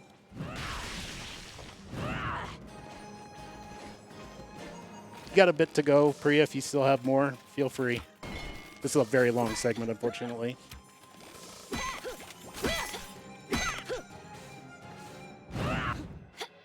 So yeah, going back to what we were saying earlier, just make sure when you donate to click on an incentive and hit add so that your money goes toward an incentive if that's what you'd like to do. Just a reminder. It's probably a good time to mention our sponsor, Deck 13. And so this is their promotion that they told us to say. So blah, blah, blah. Some marketing speech here about how great we are. Honestly, who cares? Yes, we publish games, and you should only care for the games. Enjoy our games, wishlist them, and support cool indies. Take a look at Drova, Spindle, Elements, Destiny, Chained Echoes, and Crosscode. I think I've seen Chained Echoes. That looked really cool. Chained Echoes is a pretty cool game from what I've seen. I haven't played it myself either, It was but actually in the marathon as well. yeah, it was an earlier run last night, I believe. So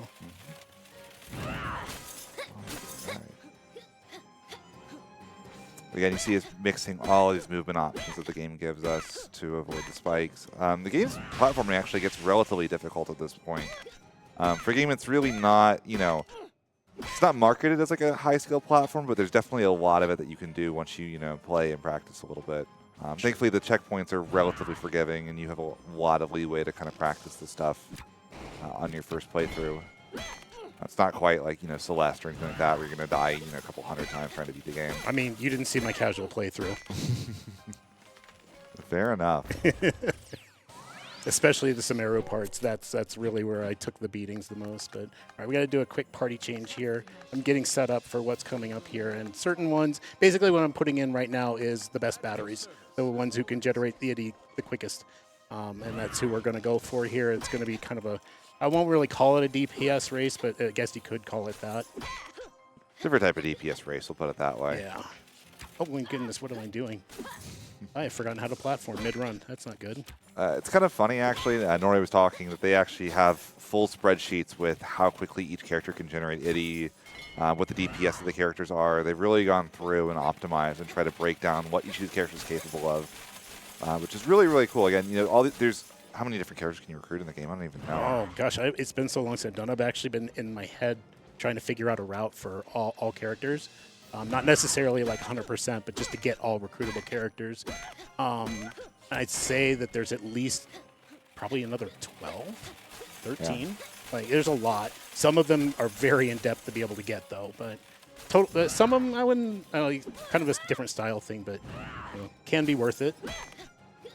Just not enough for a speed run, unfortunately. But there are a lot of fun, like you mentioned earlier, like the different mechanics that they do bring to the table. It's just, you can play it in your own style. You're not punished, which is a really good part of this. You can tell this was made by fighting game developers, I'll put it that way. Yeah, for sure. Between the definitely not Waka character, you know, and all the different mechanics.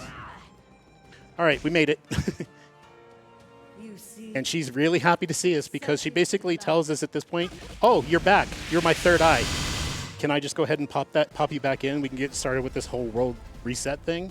And we're like, no, not really. But I was floored when I got to this fight. Like, I was not prepared for what I was looking at here. It took me a second to find where my characters were, too. I'm like, I'm supposed to fight here? What? Fun fact, too, about this. So even though I'm only pounding on the one, you can actually hit the other two heads if you've got a character that can reach that far. And they actually do generate more IDI. The tricky part is how. Especially in the speedrun crew, because we don't really have that many ranged characters to be able to do that. That's early. Ow. That was really early. Normally would like to not see that, but I've only managed to skip that once. So 2 more and we'll be done here, and then unfortunate unskippable cutscene will occur. So this is technically, story-wise, I'd say about the halfway point.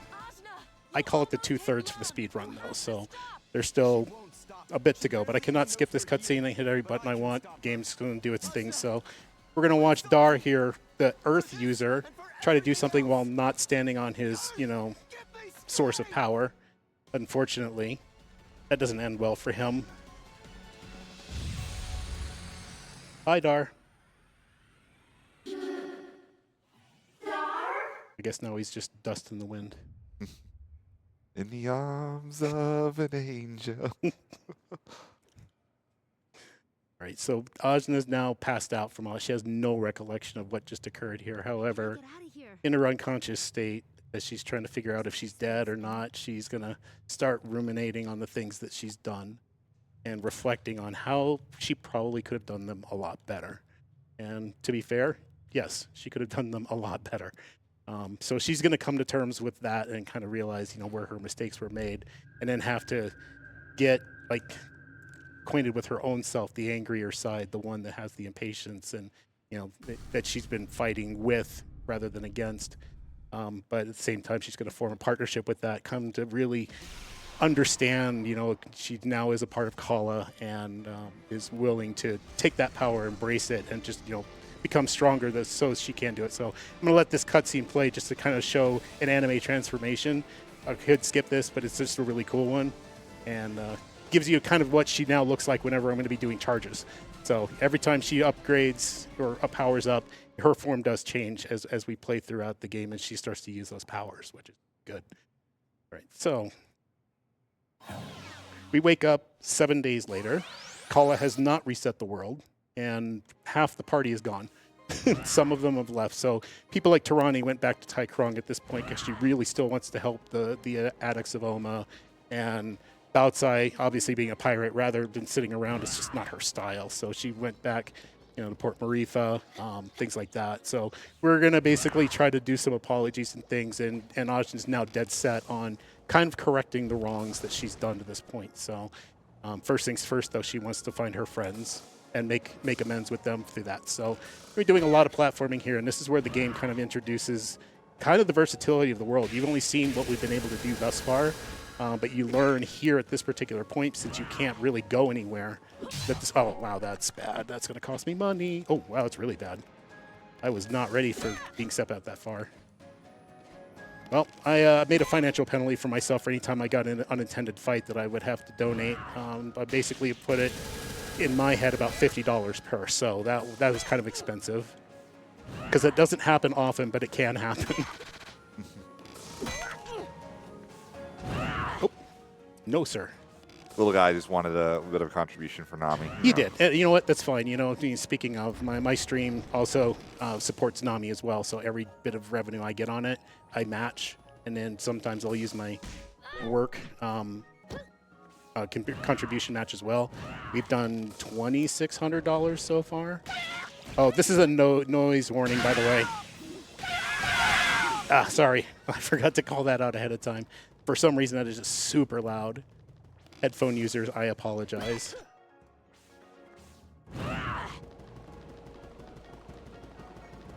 What the heck? Ajna finds out we had one of those portals right by our house all this time. Less than enthused. All right, so this is what the game's teaching you now. This world is actually a 3D interconnected world, like a true Metroidvania. So you always... It's not just like the little world map selection that you had earlier. Exactly. There's not necessarily the hub world management to get through there. You can also travel if you've got the abilities to do so. Some of them are locked behind things I don't even have yet, so it's not fully open yet, but we're getting there. Yeah, it's a cool little revelation when it comes up. Yeah. Sure.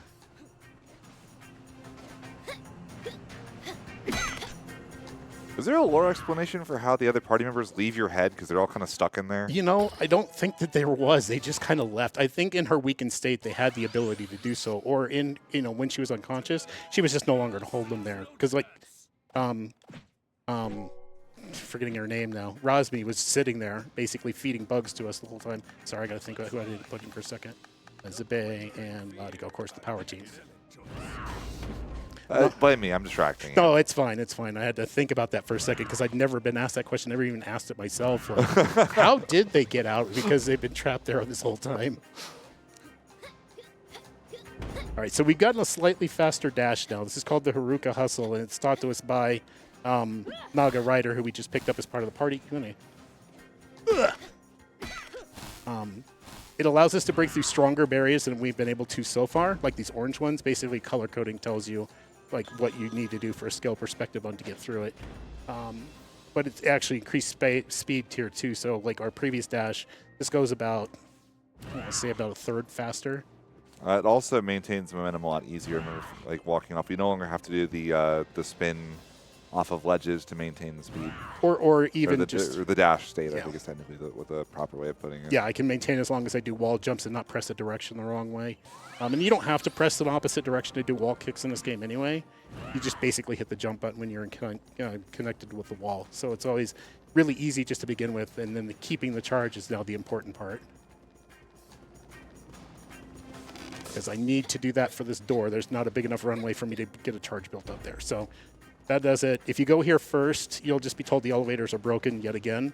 But once you get Tarani, who's gone to the Ocean of Milk again, to come here and work on getting people fixed or cured. Oh, ow. Ooh, I don't know if I like taking that hit. I was going to say, we're a little lower on health. Especially with, oh, okay, we got a full recharge. I'm happy with this again. Oh, I was worried about that because this guy actually hurts. Like, he is pain incarnate. So this is where you notice the difficulty or, like, the strength of the mobs have been greatly increased. Like, I blocked and lost half of the HP in one round. So this is the big wake-up call. Like, we're doing decent damage too, but the mobs hurt way more. And at this point, the game has probably expected that I have done some defense upgrades, and I haven't. So, all right, Naga Rider did his good thing. I call him Naga 1 Fighter because we immediately replace him with Yan. She just does way more damage than poor Naga Rider there. So bigger value. And that's one of the optional side characters we just go out of our way for because she's super valuable. Unfortunately, I remembered to keep a level 2 charge coming out of here. We're going to have a nice big pop culture reference, or if you're in the FGC community, you know exactly what's about to happen here. 1, 2, done. And there goes the boss. If you don't get the reference, there's a game called Dive Kick, and he's a character from that. Thus why the level 2 is a perfect move. Yeah, so dive kick, it's kind of like the Mario Party of fighting games. You kind of like play it, you learn it in like 20 seconds, and the whole point of it is you try to dive kick the other person. If you hit the dive kick, you win. If you don't, you lose. And yeah, that's a crossover character from it. The game was originally intended to have a lot more crossover characters, ran into some development issues, and they kind of just had to ship the game as it was. Still got DLC, which was nice. The DLC actually is something worth talking about here because our leaderboards have an entire setup for ILs related to the Rosmi DLC. They're just basically ultimate platforming segments, really difficult, ramp up in difficulty the further you go, and it's a perfect thing for time trials. It's a very competitive one. Like the people who actually picked that up in there, they were very competitive while they were doing it, and the times are really, really solid still. So if you're into IL running and you want to try it, I would recommend that for sure, and you wouldn't be exactly walking in getting free world records by any means.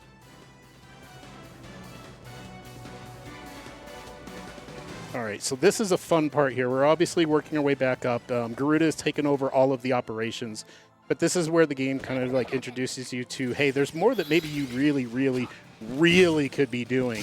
And Tungar, who's in our party, but we just don't use right now, obviously, he runs into this. He's like, I kind of recognize this, and it actually has the same fighting style as him. So it's like a ghost of his people who were pretty much wiped out by Ravanavar and his armies. So he sees this and he's wondering like, that's an interesting thing. But he doesn't really say much more than that. So the game is really hinting that these characters have probably more development that you could do for them if you just take the time to do that. And it's a good way to power them up. Like if you do all the side stories for them, they actually do get stronger. There is a hidden, well, I wouldn't say hidden, it's like there. Affinity system, so as they get more affinity with Ajna, they start to do more damage. Unfortunately, again, it's too long to do any of those, and so we're going to progress. All right, this is tricky. Shout outs to Mame Kuro-san, the current world record holder of this category, for this trick. So this is a super scary, okay, didn't get it. Oh, but we've got a free despawn. I'll take that any day. What I was trying to do there was get stuck in the ceiling when that cutscene kicks in. And when you do, there were supposed to be 3 of these Naga sisters here. And instead, I would only want to fight 1 because 1, they're very quick. 2, they hit very, very hard. So getting 1, if you get stuck in the ceiling when it happens, would bring 1 forward. The other 2 would stay behind. And then all you have to do is win that fight and it's over. Sometimes the game just despawns them like I just did there. I must have been like just off, and it gave me a little bit of mercy. Which is nice. I'll take it, because that means I'm not resetting here. And that's way easier to take on 1. If I took on 3, I'd probably die multiple times, so we wouldn't want to see that. Would be less than ideal. For sure.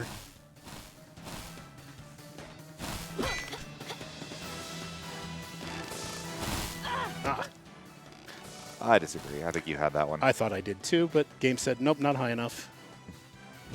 All right, so Garuda is going to be kind of the second verse, same as the first. He's going to get the exact same treatment he got last time, only with Jan here, keeping him kind of closer to the ground so that I can get more itty.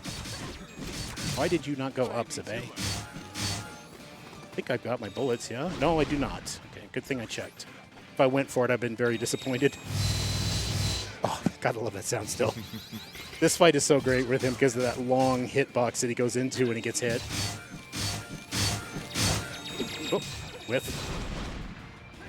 And here we go. Just a casual 300,000 damage. Yeah, no big deal. Yeah, no big deal. Okay, he does not tell. Aha, got him. Love that. He doesn't telegraph in this phase, so it's a little tricky there. But if you can interrupt him, it saves way more time than him going off screen, coming in, trying to shoot me from the back, which is way more preferred. I'd rather see the dashes, and we got lucky there. Game showing mercy in a marathon as per usual. Takes a little slower to get everything generated here. Juggling him a little bit for extra itty. Okay, he's coming in from behind. Yep. If he hadn't dashed by then, he wasn't going to.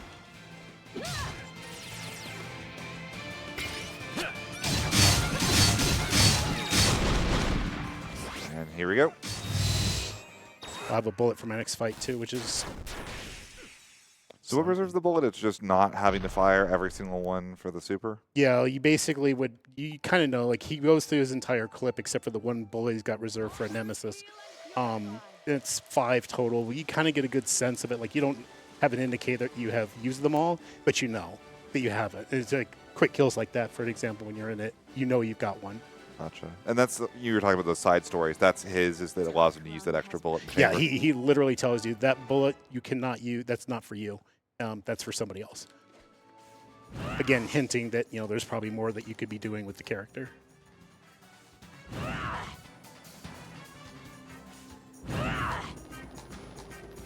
All right, so we're going to use the gates, obviously, that we opened for fast teleportation. We're trying to figure out where to go next. If you try to go to other areas, you're probably going to get blocked off, so we got to do a little bit of searching. We're going to come back to Ongwu's place, who this assistant there has called out and said, hey, she's back at home, so we're going to go where she comes from, which is here. And as we go in here, we find that things are not well. All the people are down here now, and they tell us, you know, the queen is currently sealing off a huge threat that's knocking on the door. And we're like, yeah, we want to make amends. We're going to go and try to help her out. So Ongwu's like, here's a new movement option again. And sent us on our merry way, although no one's really thinking that the queen's going to forgive us for what we did when we first came here. So still going to try. Again, this is where we start to basically call this, I call this personally Ajna's redemption arc. Ooh, I thought I jumped too soon there. My heart skipped a beat for sure.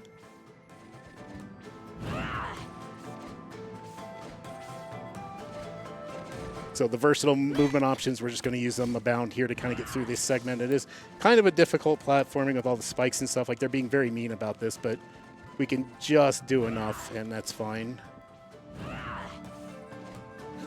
Save everything here because of that. And as much as that, like, red dash is good, it has a long wind up. So it's versatile, but at the same time, it's a little slow at points. Don't fall for it. Get out immediately. You go up to the ceiling and just hit your head, and you're like, oh, yeah, that's right. Bonk, bonk, bonk, bonk, bonk. Yep.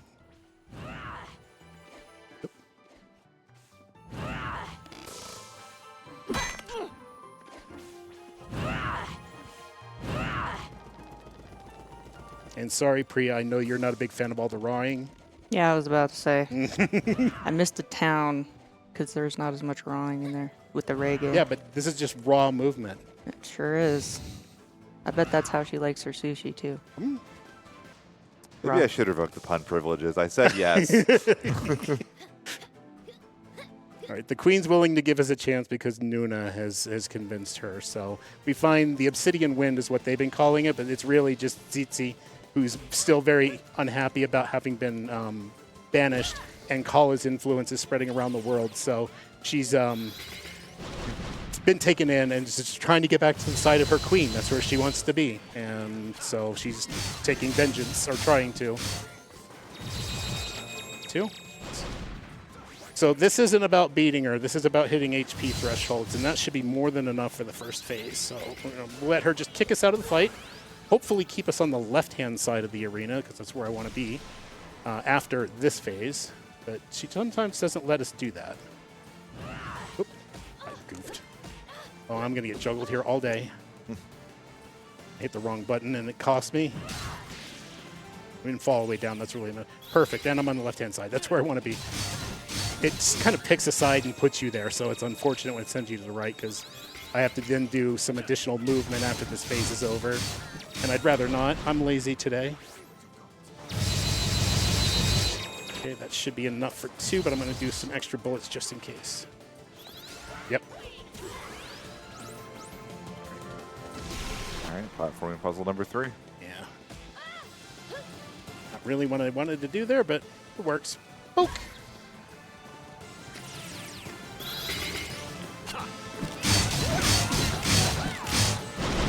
I don't have any now, so I'll set up for future.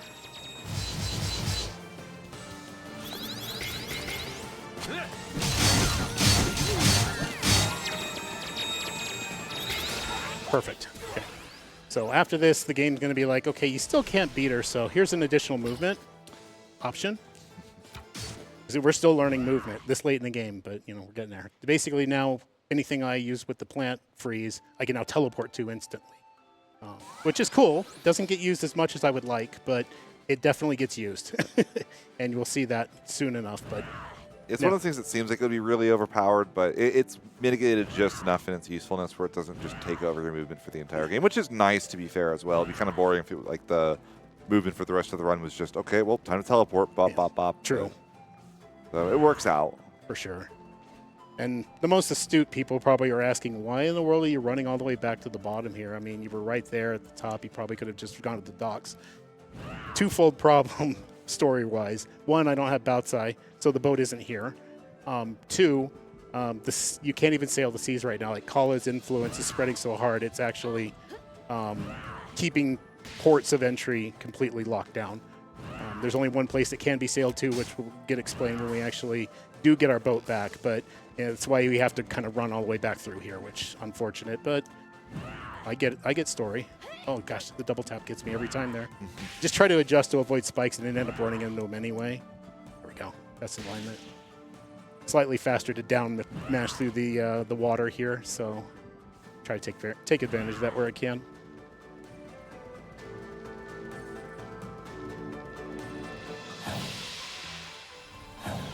All right, so we're gonna have to go back to the port here in order to get our transportation, because you can go to the Iron Kingdom via water right now.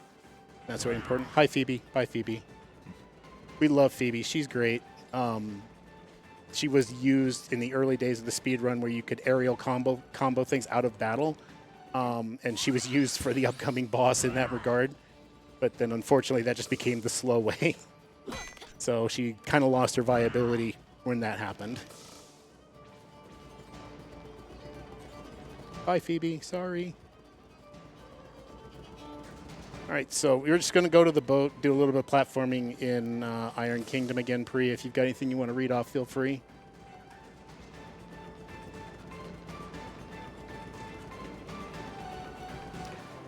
Sure. We got a donation from Anonymous for $10. And it says, "Give me the plushies." And it's because there's prizes that are ending at the end of this block. So you can donate $10, get Xenosaga 2 PS2 for a chance for it. If you donate $10, you can be entered to win Super Mario RPG Switch game and plush set. And for a minimum of $5, you can get Chocobo and Moogle small cube plushes. They're right over behind Priya. They're awesome, by the way. Super cute. They are so cute, the plushes. So you have till the end of this run to get your donations in for that. I recommend you go for it. And then there's also the cumulative donation prizes, Buster Sword replica, minimum of $250. And custom Game Boy Advance SP with a replaced LCD screen, minimum of $75. The Game Boy Cumulative. Advance should be ending relatively soon, I think. So definitely should get in for that if you want to have a chance at it. It is really, really cool with like the replaced LCD screen and stuff too. Yeah, So. it's to live alive. So, yeah, I guess in 4 runs or so, 4 or 5. I can't math. Oh, Thank you very much, Priya. So all of that we were doing, we learned a new skill. We picked up Kanpan, who was the one who betrayed us last time we were here, to the Queen. But we're willing to forgive and forget. And Ajna just, oh no, there's another $50 to the old chat. Oh wow, that's pain. That's a long way back. Oh well. She's willing to forgive and forget. She kind of does knock some sense into her by booping her. I had her all worked up, thinking she was about to get really punched, and Ajna just took the nice, cute way of dealing with it. So they're all friends again. The rest of the party still doesn't trust her. Don't blame them. Hardest jump in the game. Got it. Okay, that's a very, very tight window to get through without getting aced by the spikes. So. Yeah, too high, you hit the top spike. Too low, you hit the bottom spike. Yep. And then there's a monster in a pit waiting for you down there, and You can recover it if you're quick enough, but it's really just rough. Yeah, because not only do you have to like, if you get it, it's like, oh great, but if you miss it, you have to recognize, oh shoot, and you have to air attack and all that to get back, I assume. So. On the bright side, you got that both in practice and in here, so For sure. This is why we couldn't just teleport here. The slime was everywhere. We didn't have an ability to smash through it. So you just come here, you would have been locked, and then go, well, I guess I've got to go about this a different way. And that's basically where the game would have forced you here. That's okay. And this is the other part I would feel a zombie Ajna glitch would be perfect. But it's just not a good place to set it up, and that's unfortunate. Because we got some lava things that we're going to have to deal with here. Go. So when you break a block with that like thrust, that resets the thrust. That doesn't reset your air dash, does it? Like you get like 1 air dash per time you're in the air. Yeah, it's a lot of the moves are only 1 per in the air, unless you like if you use the red charge or the red aerial smash, it will reset some things. But yeah, everything is basically 1 per thing until you reset on the ground. That's really satisfying. You get like the double upward dash and then the 1 wall jump and you're out. So this is Princess Mary. She was pushed into the lava. She was pushed into the slime by all of her constituents. Basically, everyone she rules over here. They were rather mad at her. So they pushed her in the slime basically to actually try to kill her, but she just basically got absorbed by it. And oh, that's super early. I'm not complaining because this is less chance. She's very poisonous to the touch, so anyone who hits her physically will take significant damage. So I'm trying to minimize that as much as possible. So it's really good to see her going to this phase now in the fact that I'm able to break her out, hopefully not get destroyed here. Perfect. She only hit me 1 time. And then we're going to go full round here with Mr. Latigo. I kind of lost what I was on track about. Sorry, because I was a little thrown off by that early transformation by her. Boss is poisonous, so if you use any attack that makes contact with the boss, you are going to take a little bit of recoil damage. Yeah. You'll see definitely not Chun-Li take a lot of damage right here. Yeah, unfortunately, Yan will. Taj is going to take a little bit because it's just better to get her in the air, but then I could follow up with aerial attacks with her, so she doesn't take the full damage of it. The health pull, that's the problem with like getting them down, is they're very susceptible to things like that now, which is just slows things down. Like I've just lost Yan's damage now, and I would rather still have it. Put it that way. She hits so hard, it's definitely worth keeping her alive, but it doesn't always work out that way, and sometimes the Slime Queen just refuses. I actually missed some extra damage there because I had a full clip of blue and didn't use it. Always realize that after the fact.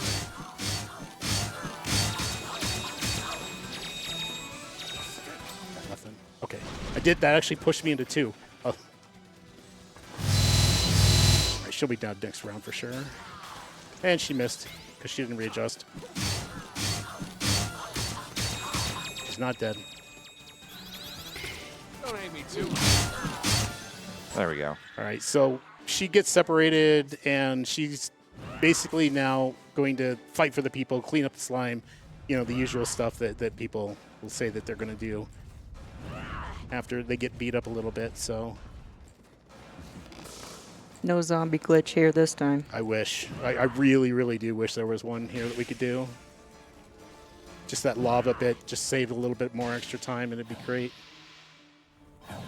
All right, so we've done everything. We've made up for all of our mistakes enough. So now we're feeling like we are ready to go. So one more trip to Sumeru and a very, very long platforming segment. And then we'll be on our way. There's our little teleport again. Yep. It is very funny that they give you literal teleportation and you don't use it very often. Normally I'd pick up Lanchi there just for the fun of it, but I feel like this run hasn't gone all that well, so I'm going to save a little extra time. All right, so one more reminisce here, like she kind of remembers what happened with Lon, and then we're going to have a little memorial service with Dar. She still wasn't very happy with him, but he was changing, and that was what was important. I was like the one dialogue box I got to read there. Dar, I never liked you. Yeah. Yeah. I mean, he did kill her father, so or what she knew. I mean, at this point now, Ashna knows that she was actually adopted. And obviously being a part of college, she never really did have parents. I But mean, having your adoptive father killed is still pretty. it's still brutal. Yeah, it's still For sure. I definitely think I would still hold a grudge if that was the case for me. But now we're going to do the Samaro 3 climb the intended way. So this is going to go pretty much faster up to a point. Then it's just going to return back to normal. But I'm going to take advantage of these aerial dashes that I've got plenty of now, with all the movement tech that's been given to us since we've been here last time, to just speed this up. Oops. Okay, still made that work. Up and over. I took this a slow-ish way, but I thought I was going to go through that crevice there and just fall to my doom. Now, the thing is they've added monsters out here now, so it's a little more... You have to pay a little bit more attention. I don't have to do the tricky platforming. I can just do this now and trivialize some of it. Did they add the monsters here because like it's the third trip, or is it because you're actually supposed to go this way now? It is the third trip. I mean, you could still take the old ways, which, yeah, it's just slow. But, I mean, obviously, Kala is still gaining power, even though she doesn't have everything she needs. She is getting stronger as the monsters are kind of getting drawn to this, knowing that, you know, she's about to kind of make everything reset. And she may have put in my hair as also a test and a barrier for Ajna, knowing that she's coming again. Again, showcasing just how much those extra aerial dashes matter. Yeah, it just saves me not using the axe, which, you know, we try to avoid as much to begin with because it is kind of slow. It pauses her, keeps her from moving vertically for just a blip, but it's enough. That's assuming it also works first try too. That is that, yeah, for sure. I mean, the axe is the great betrayer sometimes, so try to avoid using it for multiple reasons. I didn't really want to do that there, but it's fine. I'm just trying to keep the platforming as smooth as possible. But hey, guess what, Priya? It's all you again, because this is going to be a lot of, well, third verse, same as the first in this case, just a little bit smoother. So I'll hand it over to you if you got anything for us. I think I forgot to mention earlier that there's bid wars for Final Fantasy VII naming the characters, but there's also some extra things you can do in the Final Fantasy VII run that you can put your donation toward. So them being show Knights of the Round, which is halfway met almost, $225 out of $500, or you can use Limit Break on Sephiroth, $90 out of $777. So, yeah.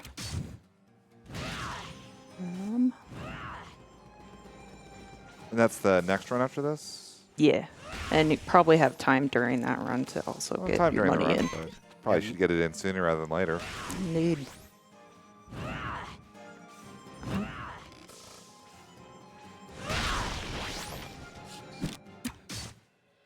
I was just showcasing where the teleports are useful there. That's a huge shortcut because it's keeping us from having to do the back and forth that normally occurs there. It's unfortunately to be the only times you see that here. That's where they're most valuable.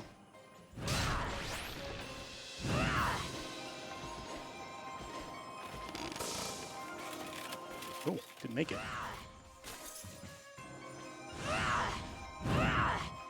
Some nice little freestyling there to save it again. Yeah. You have to adapt on the fly if things don't quite go well.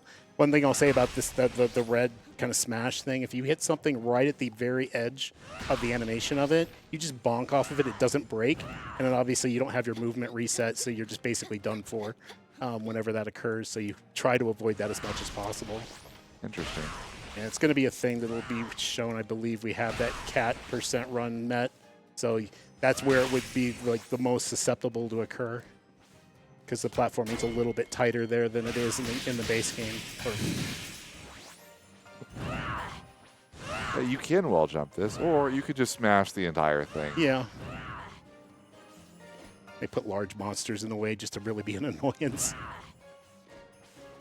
Ooh, okay, nice pixel. Okay, I should just shoot at that then. And again, it bonked. Where is that coming from? I'm not going to do this too...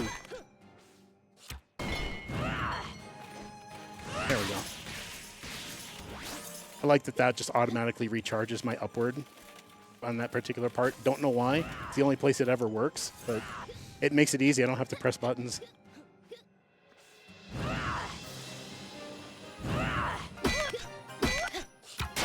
Got a donation from Sonny Rath for $50. Hey there, everyone.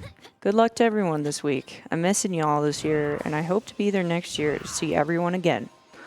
Let's make Ice Blue fight 3D Kulix. Thank you so much for that generous donation. There was the hair trigger on the back of my controller getting involved, which kills my momentum, unfortunately, is why I don't like hitting it. There's really no way to disable them?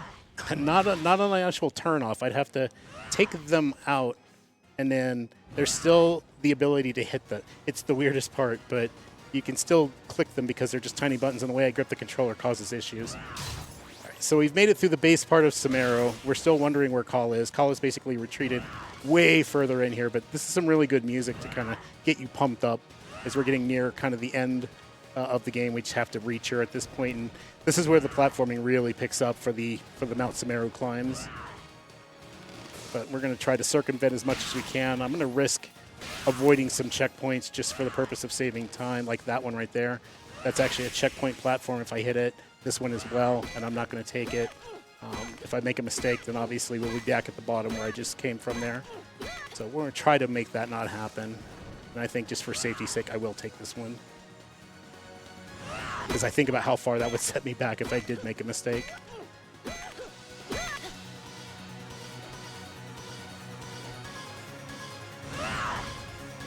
Didn't look like I need it because that was another checkpoint. So, you know, it's being at least generous on like where these are. If you make a big mistake there, it's not too punishing, but it can be.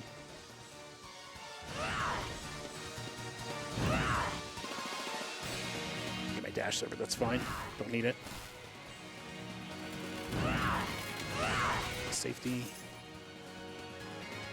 So yeah, the game basically expects you to not ever set foot on ground really when you can avoid it. I know people in their casual playthroughs that got to like Mount Samaro 2 and basically played it the same way. They're just like, no, I don't want to use the ground. It's fine.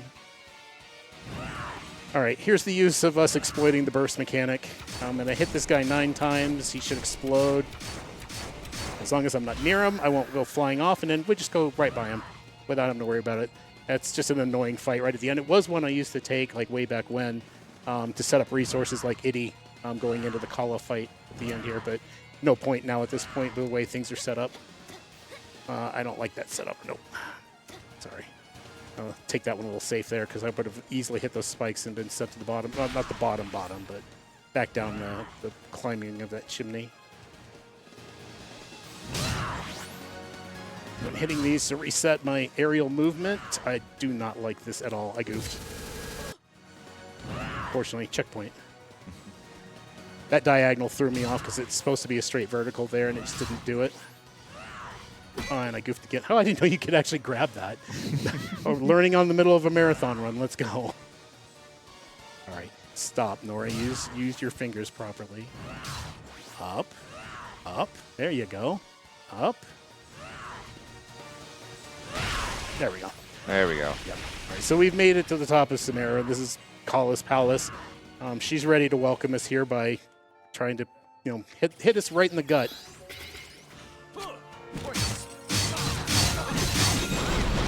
So she sends Shadow Dar at us. And she's just playing head games at this point. On the bright side, we can tell your friend that Dar did show up in the run again. Yeah, true. Just not necessarily the way that... No, he really likes it. He was routing fights with Dar, and Dar actually does have some real value if you use him correctly, but it's really difficult.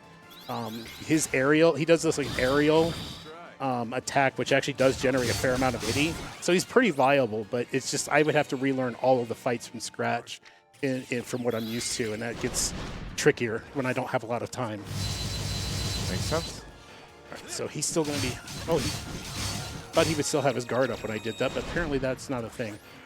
So now now this is Dad. He was at the very beginning of the run, if you don't recognize him. This is like the younger version of him. Don't hate me That's too what I thought. But all these shadow versions are very easy for us to deal with. Oh, hello, Ravanavar. Goodbye, Ravanavar. So, Kala's finally done throwing things at us. She's basically taunting us and saying, are you ready to finally join me so we can reset the cycle again and start over. Ajna's finally hits her moment of like true zen, and she's hit her ultimate form. So now she's able to do things like fly in midair. So we're going to do a little bit of Ajna spinball here. And I'm going to try to avoid hitting as much of these little things flying around just because there's a minor slowdown of time anytime you hit one. But for the most part, we can infinitely be in the air as long as I don't take damage, because you'll notice that my health bar is dropping as I do this move. And so you're basically able to do this at the cost of your own life. So near the end of this, I'm going to be pretty much out of HP. And if I make a mistake and ram into one of these spike walls as an example, we start all over. I'm going to try to avoid that as much as possible here. So I'll opt on safety, obviously, to hit some of these just so I make sure I don't hit those walls. But there we go. We're at the top now, so it's time to finally face off with Kala. We're not quite done yet, though, so don't worry about calling time at the moment. Really involved final boss sequence. Yeah, what I'm going to be doing here is trying to get as many hits in as possible without taking too much damage, because if I do run out of HP, it starts all over again, and that's in any phase, and there are multiple. But she's going to keep trying to pull us in. We're going to fight our way back out, and it gives us a good chance to build up some itty every time she does it, which then allows me to start doing that. But you'll notice she has 18 hit bars right now, so we got some work to do. But, you know, casually just going to have to pound through this as much as we can here. Oh, I'm going to get hit again. I've committed a lot here, so I keep getting smacked. Yeah, that 17 health bars thing is not a typo, by the way. No.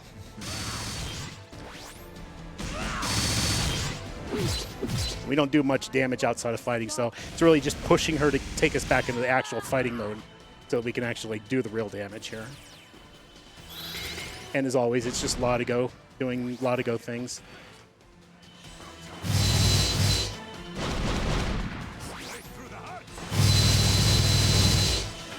Casually 150,000 damage. Yeah, combined casual million by the whole party. But you notice her health isn't exactly dropping very quick. Special delivery. Time to set up more bullets, obviously. She's gonna. And these hands that are coming from the background that smack me into the screen there, they're perfect block or nothing. If you don't perfectly time the block, you will just take the hit. And 4,000 points of damage every time. Get smacked into the screen. Yeah. It's kind of a fun little animation. I always like games that do that, kind of like Turtles in Time, where there was a case of where I blocked and just missed it. But yeah, I do like that screen splat. Led us some really good Street Fighter supers over the years as well.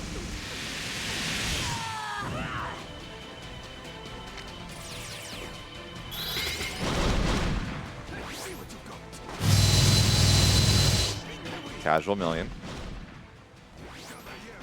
He's going to get to do 2 supers out of this. Our itty generation gets a nice boost here in this fight, so we take full advantage of it. Here's another mill. Almost 2.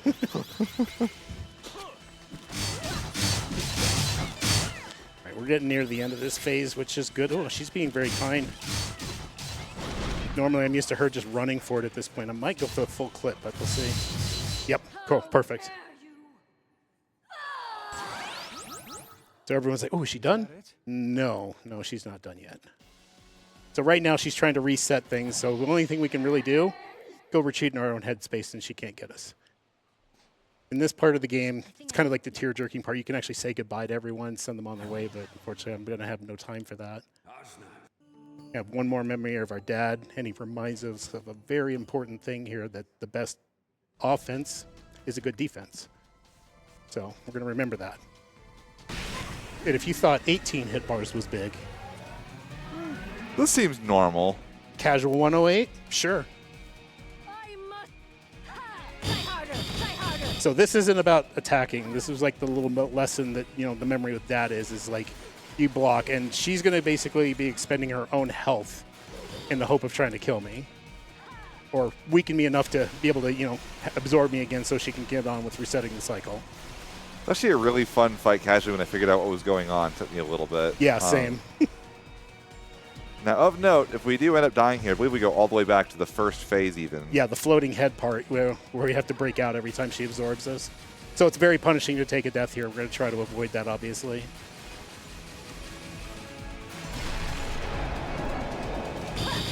And there are moves she has that will take you from full to dead. So we have to be very cognizant here. All right. All right, this will be the last stretch, and we're going to have time coming up here, so.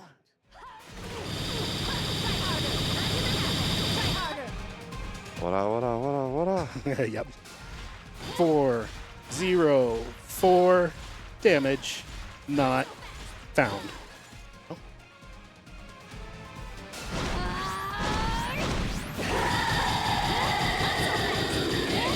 All right, time will be on the last input here, but shave and a haircut. 2 hits.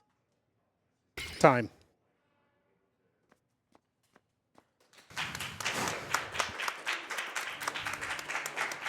1908. Nice, underestimate. I think I put 220 in, so 230. 230 in fact. Oh, geez.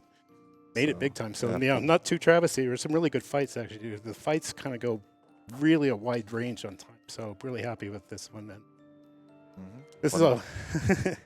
I love this cutscene to death, but I've seen it so many times, and I know, well, I guess I should check. Did we actually get the Cat % run in? Yeah, we met it before the run began, so thank you so much for donating. Sure thing. We can jump right to that. I'll have to close the game really quick because this cutscene takes like 8 minutes. We don't have to wait for 8 minutes, so I can just close the game, reopen it, and we can get set up for the Cat % if that works. But shout outs to the Indivisible community here. You guys have been all amazing. You know, the beginning with Symphony and 64 and his paving of the initial strats that obviously changed with every patch that we got. You know, again, Starfall Dolls, who's doing amazing work with the co-op run stuff. And, you know, just everyone else around that is doing that. Mamakuro-san, arigatou gozaimasu for your hard work as well. And then my rival, Rodrigo, him and I were back and forth quite a bit between second and third place. So we did some battles in the day. So would love to see some new contenders come on board. That would go a long way, I think, to develop this game even further than it is right now. This world. Look at all the pain and suffering the people go through. But they get through it together. All right.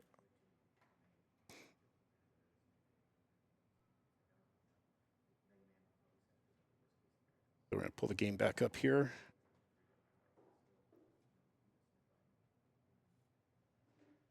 So why don't we explain a little bit about what the Cat % run is real quick? Yeah, so there's a hidden super boss in this game. We call it Cat % because it's what you're fighting that counts. There's an NPC in the game that will teach you, or at least tell you, that they've lost a cat. And it's somewhere in the world. And that's the only clue you get. So you have to explore and explore and explore. What we use for Cat %, this is kind of like an IL of sorts. It's a very difficult platforming segment that has some very punishing things. If you fail, it sets you back pretty far every time you do it. And at the end of it, you have to fight this monster that hurts a lot. So blocking becomes very important here. So what we're going to be using is a fully buffed out team. I have a save file here that has all characters in the game at level 108, full affinity, all of that. And this is the powerhouse team. You've got Ajna, Kampan, Jan, and yeah, I forget his name now. I don't know why. I always tend to do that, but this is like the strongest output team for the fastest speed, and that's what we're going to be using for this. So this is a save point that's right near here. I got to get to a spot where we actually set up for time, so bear with before we start any timers here. The location is right here. This is a normal wall if you don't get the hint, so it won't really let you go anywhere.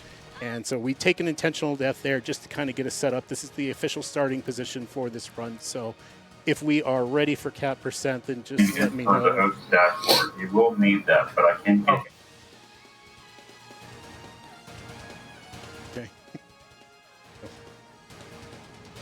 Okay. Sid, are we going to need a separate timer for this, or are we going to just go? Yeah, it should be done in 3-ish to 4-ish minutes.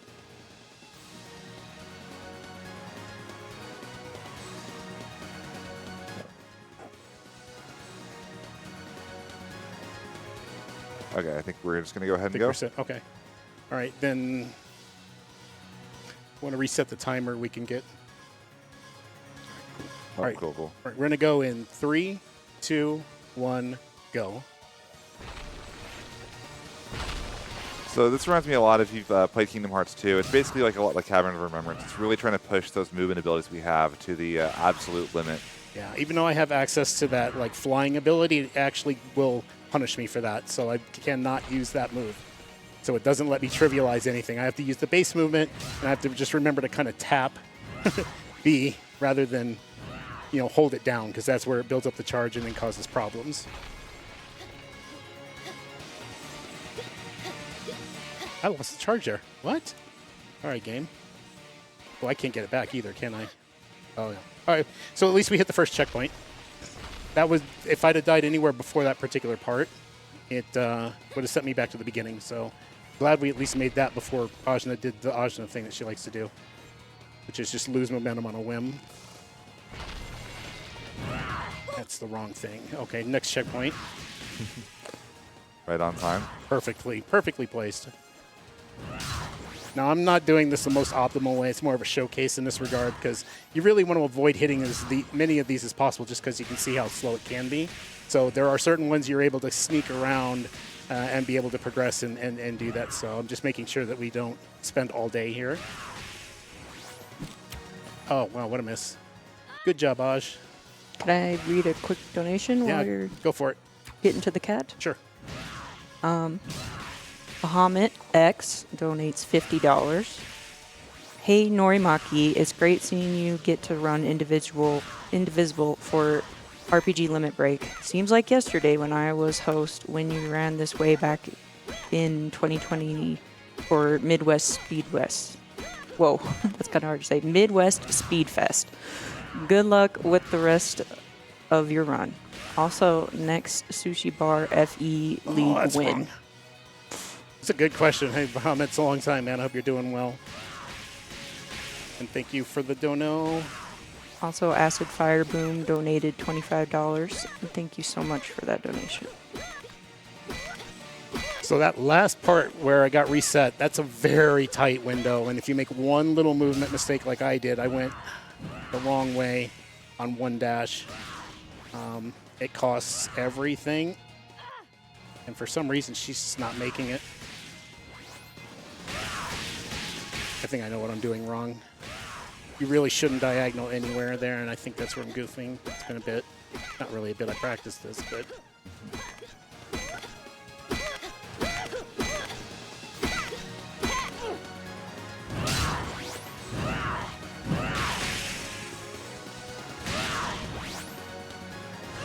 That should be enough. There we go. There we go. Very Jeez. clean. That was very rough there. All right, so this is the super boss, the unknown Meowster. And really, we don't want to use our itty moves here because the itty moves are slow. So this is why we have this really fast, hard-hitting group. And then we just have to burn through all of its HP bars, which I can't remember. I think it's like 9. It could be 9, like for the 9 lives, but I feel like that's wrong. I think when we calculated, it was more like 8. But the blocking is the most important part here. This thing hits like a truck and can take us out like in a single hit if I'm not good. Sorry, Ren. Didn't get the block in there. I believe you mentioned that this was a inside joke that they just drew this on a whiteboard one day and decided to just throw it in the game and make it a super boss because they could. Yeah, when they were in development, this just was a whiteboard sketch that someone made, and they decided to just turn it into the super boss in the game for whatever reason. I think it's really cute, but the thing is literally a monster, so when we first... No, whoa. It's a Meowster. It is a Meowster, you're right. Sorry for the incorrect use.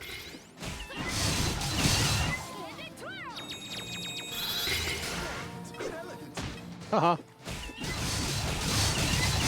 I gotta be prepared. He's gonna go into this earthquake phase and catch me off guard, I know it.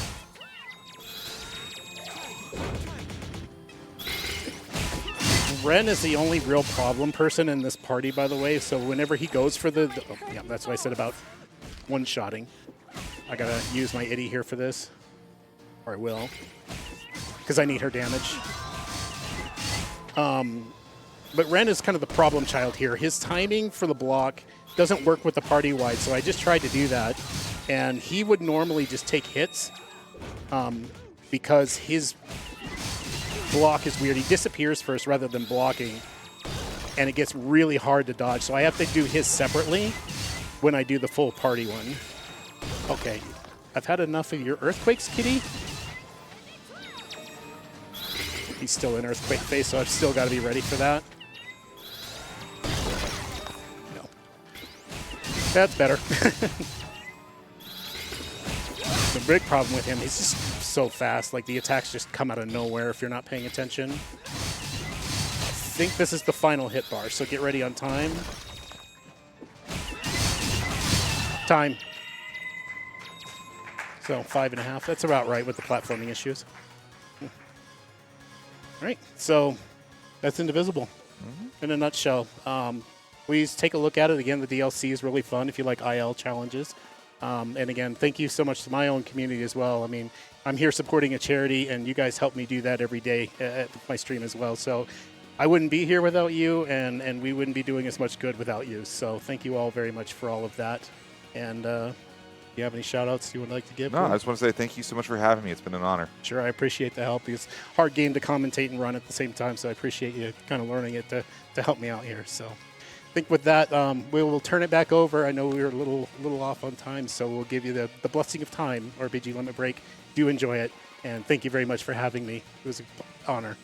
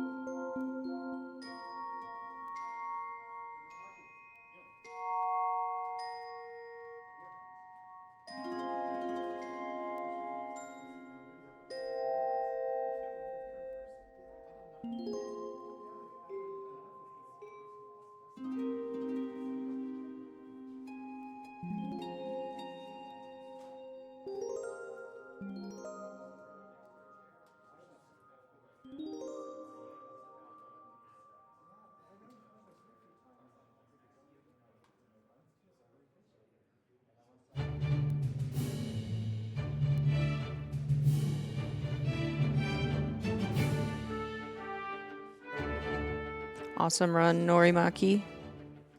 SR.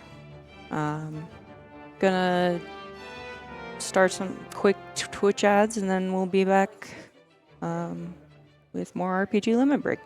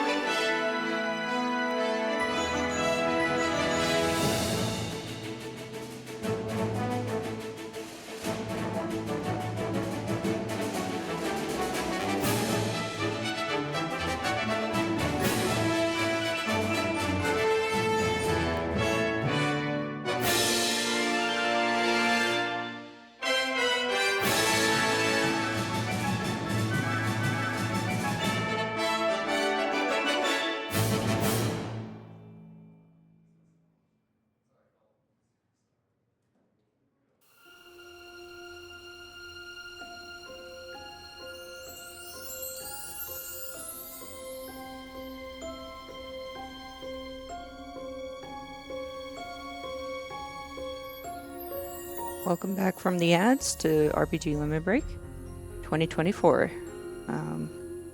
Gonna throw it over to an interview with fastatcc, the runner who ran Xenosaga Episode 2 earlier, and the interviewer is Ghost Kumo, and go ahead and take it away. Hi everybody, I am Ghost Kumo, and I am joined by fastatcc, who ran Xenosaga 2 earlier today. How are you feeling today? Feeling good. Had a lot of fun. Great to be here at Limit Break. Awesome, I'm glad to have you here. So for those of you who don't know, Fastat submitted Xenosaga 2 in 2020 and was accepted, and then obviously everything happened, and so now it's been kind of 4 years in the making to actually get this in the event. So I've been really excited to actually see this and, get the chance to sit down and talk with you about the game and the run. So for starters, how do you feel like the run went for you? It went. We finished. Didn't have to load a backup save. We had some really, nice. yeah. We had some really challenging moments, and we fought our way through them, which is really what the speedrun is about, especially a live marathon setting. Like you don't really have the option of starting over. So taking those moments where maybe the luck doesn't go your way or you make a mistake and figuring out how you're going to solve it from there is such a core part of the experience. And yeah, wish I could have played a little better, but honestly, had a good time with my friends up there, and yeah, I thought it was a good run. So we'll get into probably a little bit more about that, but so this is, as far as I understand, by a fair margin, the longest marathon run you've done. Because I know you primarily run shorter games. What's it like going up there and doing a 4-hour run instead of a 30-minute one?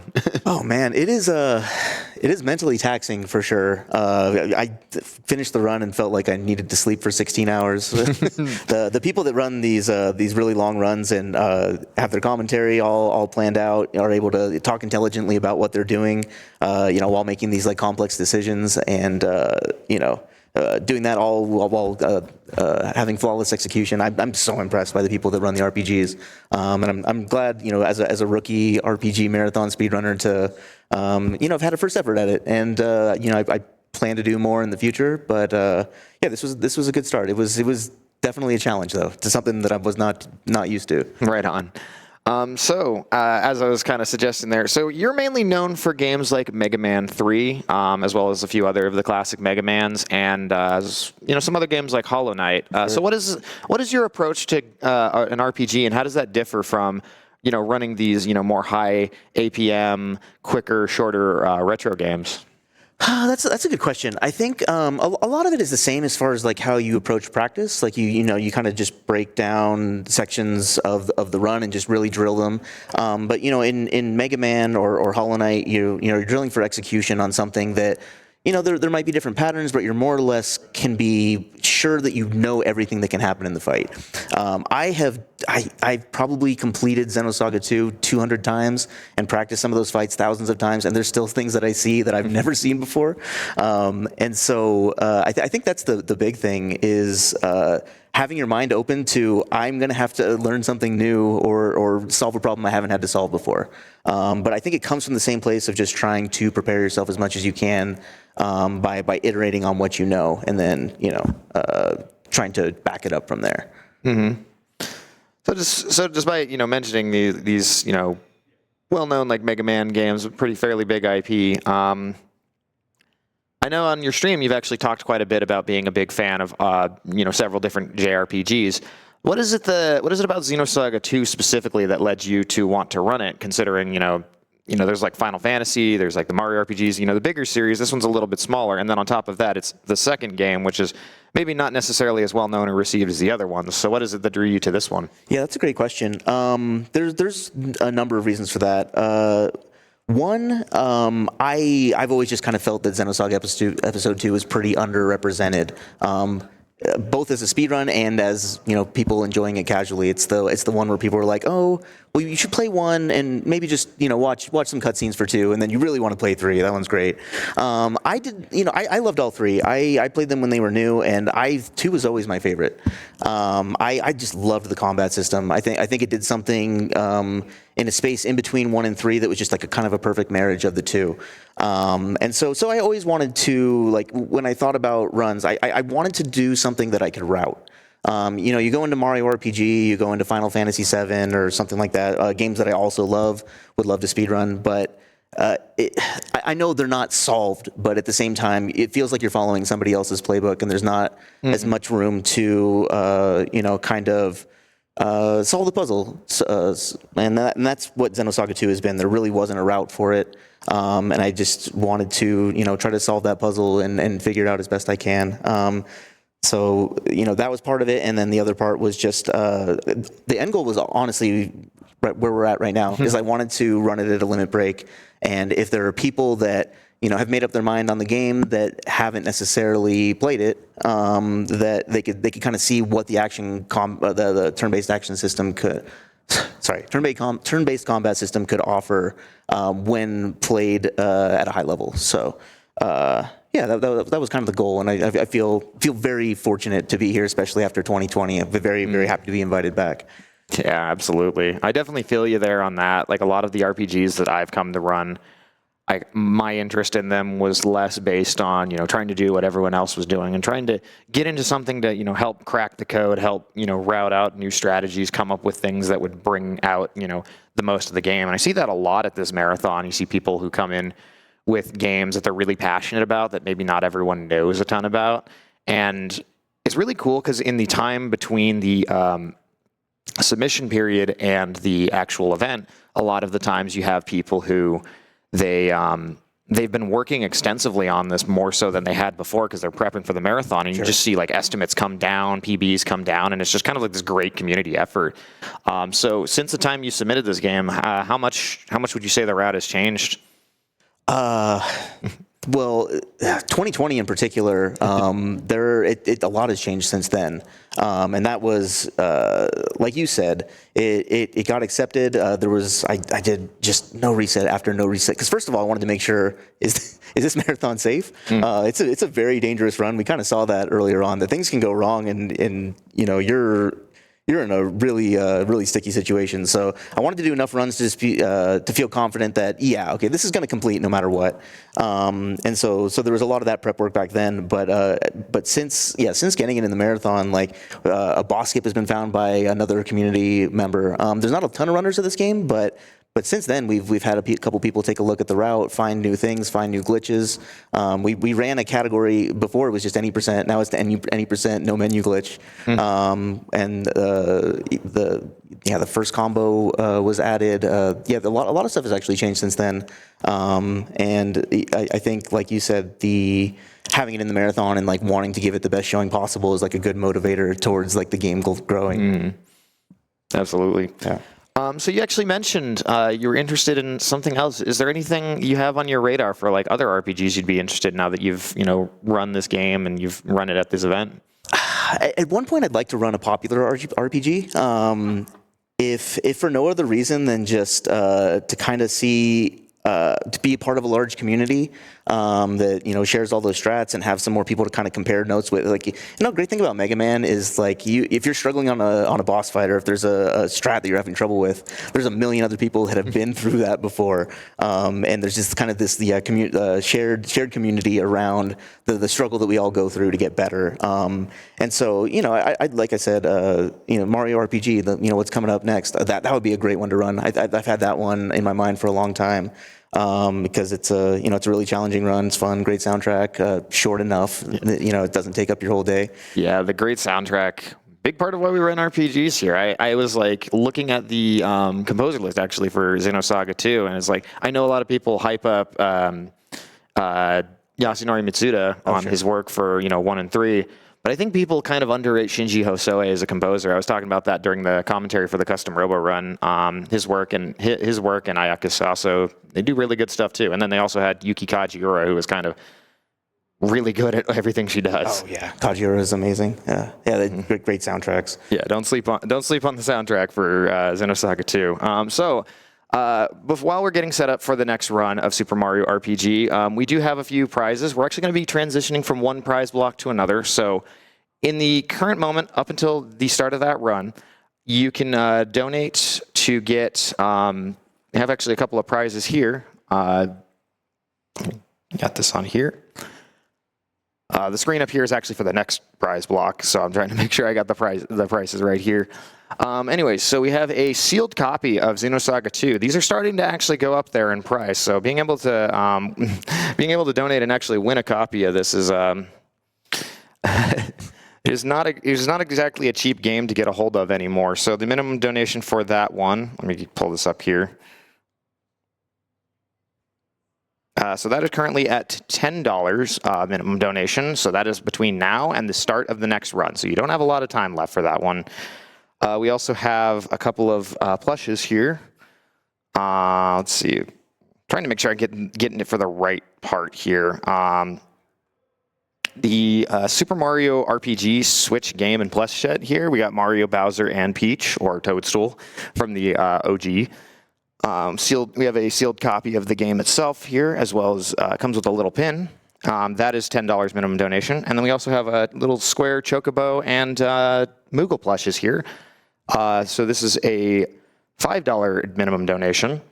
You can win these here. And then coming up for the next run, once we get started on that, we're opening up a new prize block where you can win pretty much everything that you see here. We have a copy here of Super Mario RPG. I believe this is a Japanese copy. With the Switch, with the keychain set here as well. So we have, I guess, 2 sets of the game that you can win. We have the Cloud, Aerith, and Tifa plushies here for our Final Fantasy VII, because we're going to be doing that after Super Mario RPG. And then after the run after that, we have Shin Megami Tensei 5, and here we have a vinyl record set of the soundtrack of the game that you can win. So $20 donation for this one, $25 for this one, $20 for this one, and then we also have a $5 minimum donation for the Perler set here of Red 13 and Kate Sith, or Cat She, if you insist on the pronunciation with that one. And then we also do have a Hell House miniature for Shin Megami Tensei 5 for a minimum donation of $40. That one you can actually check in on our tracker. If you go to rpglimitbreak.com, you can see our tracker in the prizes section. And then we also have our grand prize here of the Buster Sword. If you donate cumulative $250 over the course of the marathon, you win this giant behemoth of a weapon prop, as well as it comes with a couple of materia sets here, which are really, honestly, these things are really cool to look at in person. So again, $250 minimum donation for that. Actually, I did miss one final thing, and this is for the rest of the marathon up until Live Alive, our first half. We have a $75 minimum donation for the custom Game Boy Advance SP. This thing was custom made. It has a custom-made LED screen, and we also have our little mascot here, Mimi, on the back end of the top screen here. So all of those prizes are available for you to donate and win have a chance to win. And all of your donations will be going towards NAMI, National Alliance on Mental Illness, the charity that we are supporting here. So thank you all very much for your donations. Let's get them going. We still have, I think, one more incentive for the next upcoming run if you want to check that out. But yeah, thank you very much for joining me on the interview here, Fasta. It was great to talk to you. Yeah, been a pleasure. Thank you. And yeah, we're going to send it over to the host, and we're going to finish up our intermission here, and then hopefully we'll get to Super Mario RPG remakes shortly.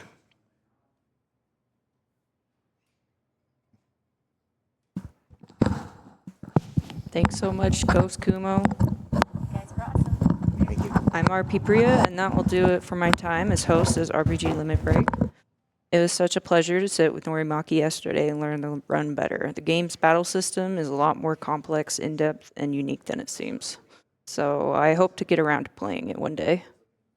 And now I'll turn it over to lovely human and RPG Limit Break mod Tempest Mask 1000, who will be your host for Super Mario RPG Remake.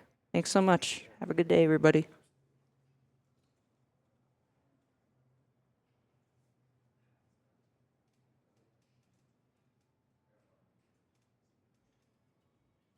Thank you so much, Priya, and hello, friends of RPG Limit Break 2024. As stated, my name is Tempest Mask 1000, your friendly storm that some of you may know as Steve. And boy, howdy boy, do we've got a run for you all coming up in just a short bit. It's going to be Ice Blue with the wonderful Super Mario RPG remake for Nintendo Switch. Y'all better be hyped because let me tell you, we have a wonderful incentive coming up where you all will see Ice take on the almighty Culex. We only need at least $900 to meet that, and y'all know what to do. If you wish to contribute to that very goal, we gotta have y'all type an exclamation point donate in our chat, and you'll be sent to our donation tracker, which you will then be able to assign that dono to a wonderful incentive, such as that very Culex fight itself. Now, of course, if you would like to split your donation between one of the other incentives we have going as well, that is absolutely okay too, because I know we've got quite a few name stuff, and I know we had quite a few hero namings and all that other jazz earlier. I may or may not have chipped in one myself to a certain Kingston of a certain saga from earlier in the schedule, and I am so happy that that got fulfilled into the game. Shout out to Voxandra, wonderful streamer and gamer. But of course, we also definitely want to be raising as much money as we can for Nami as well. Y'all have been killing it so far. We are near $20,000, and I think we have just enough time to make that happen within this very run, because I'd say $900, that's more than enough to hit that milestone and meet the Culex incentive at once. So if y'all are with me on that one, and y'all know what to do, and of course, keep being cute, chat, we'll be right with you very shortly.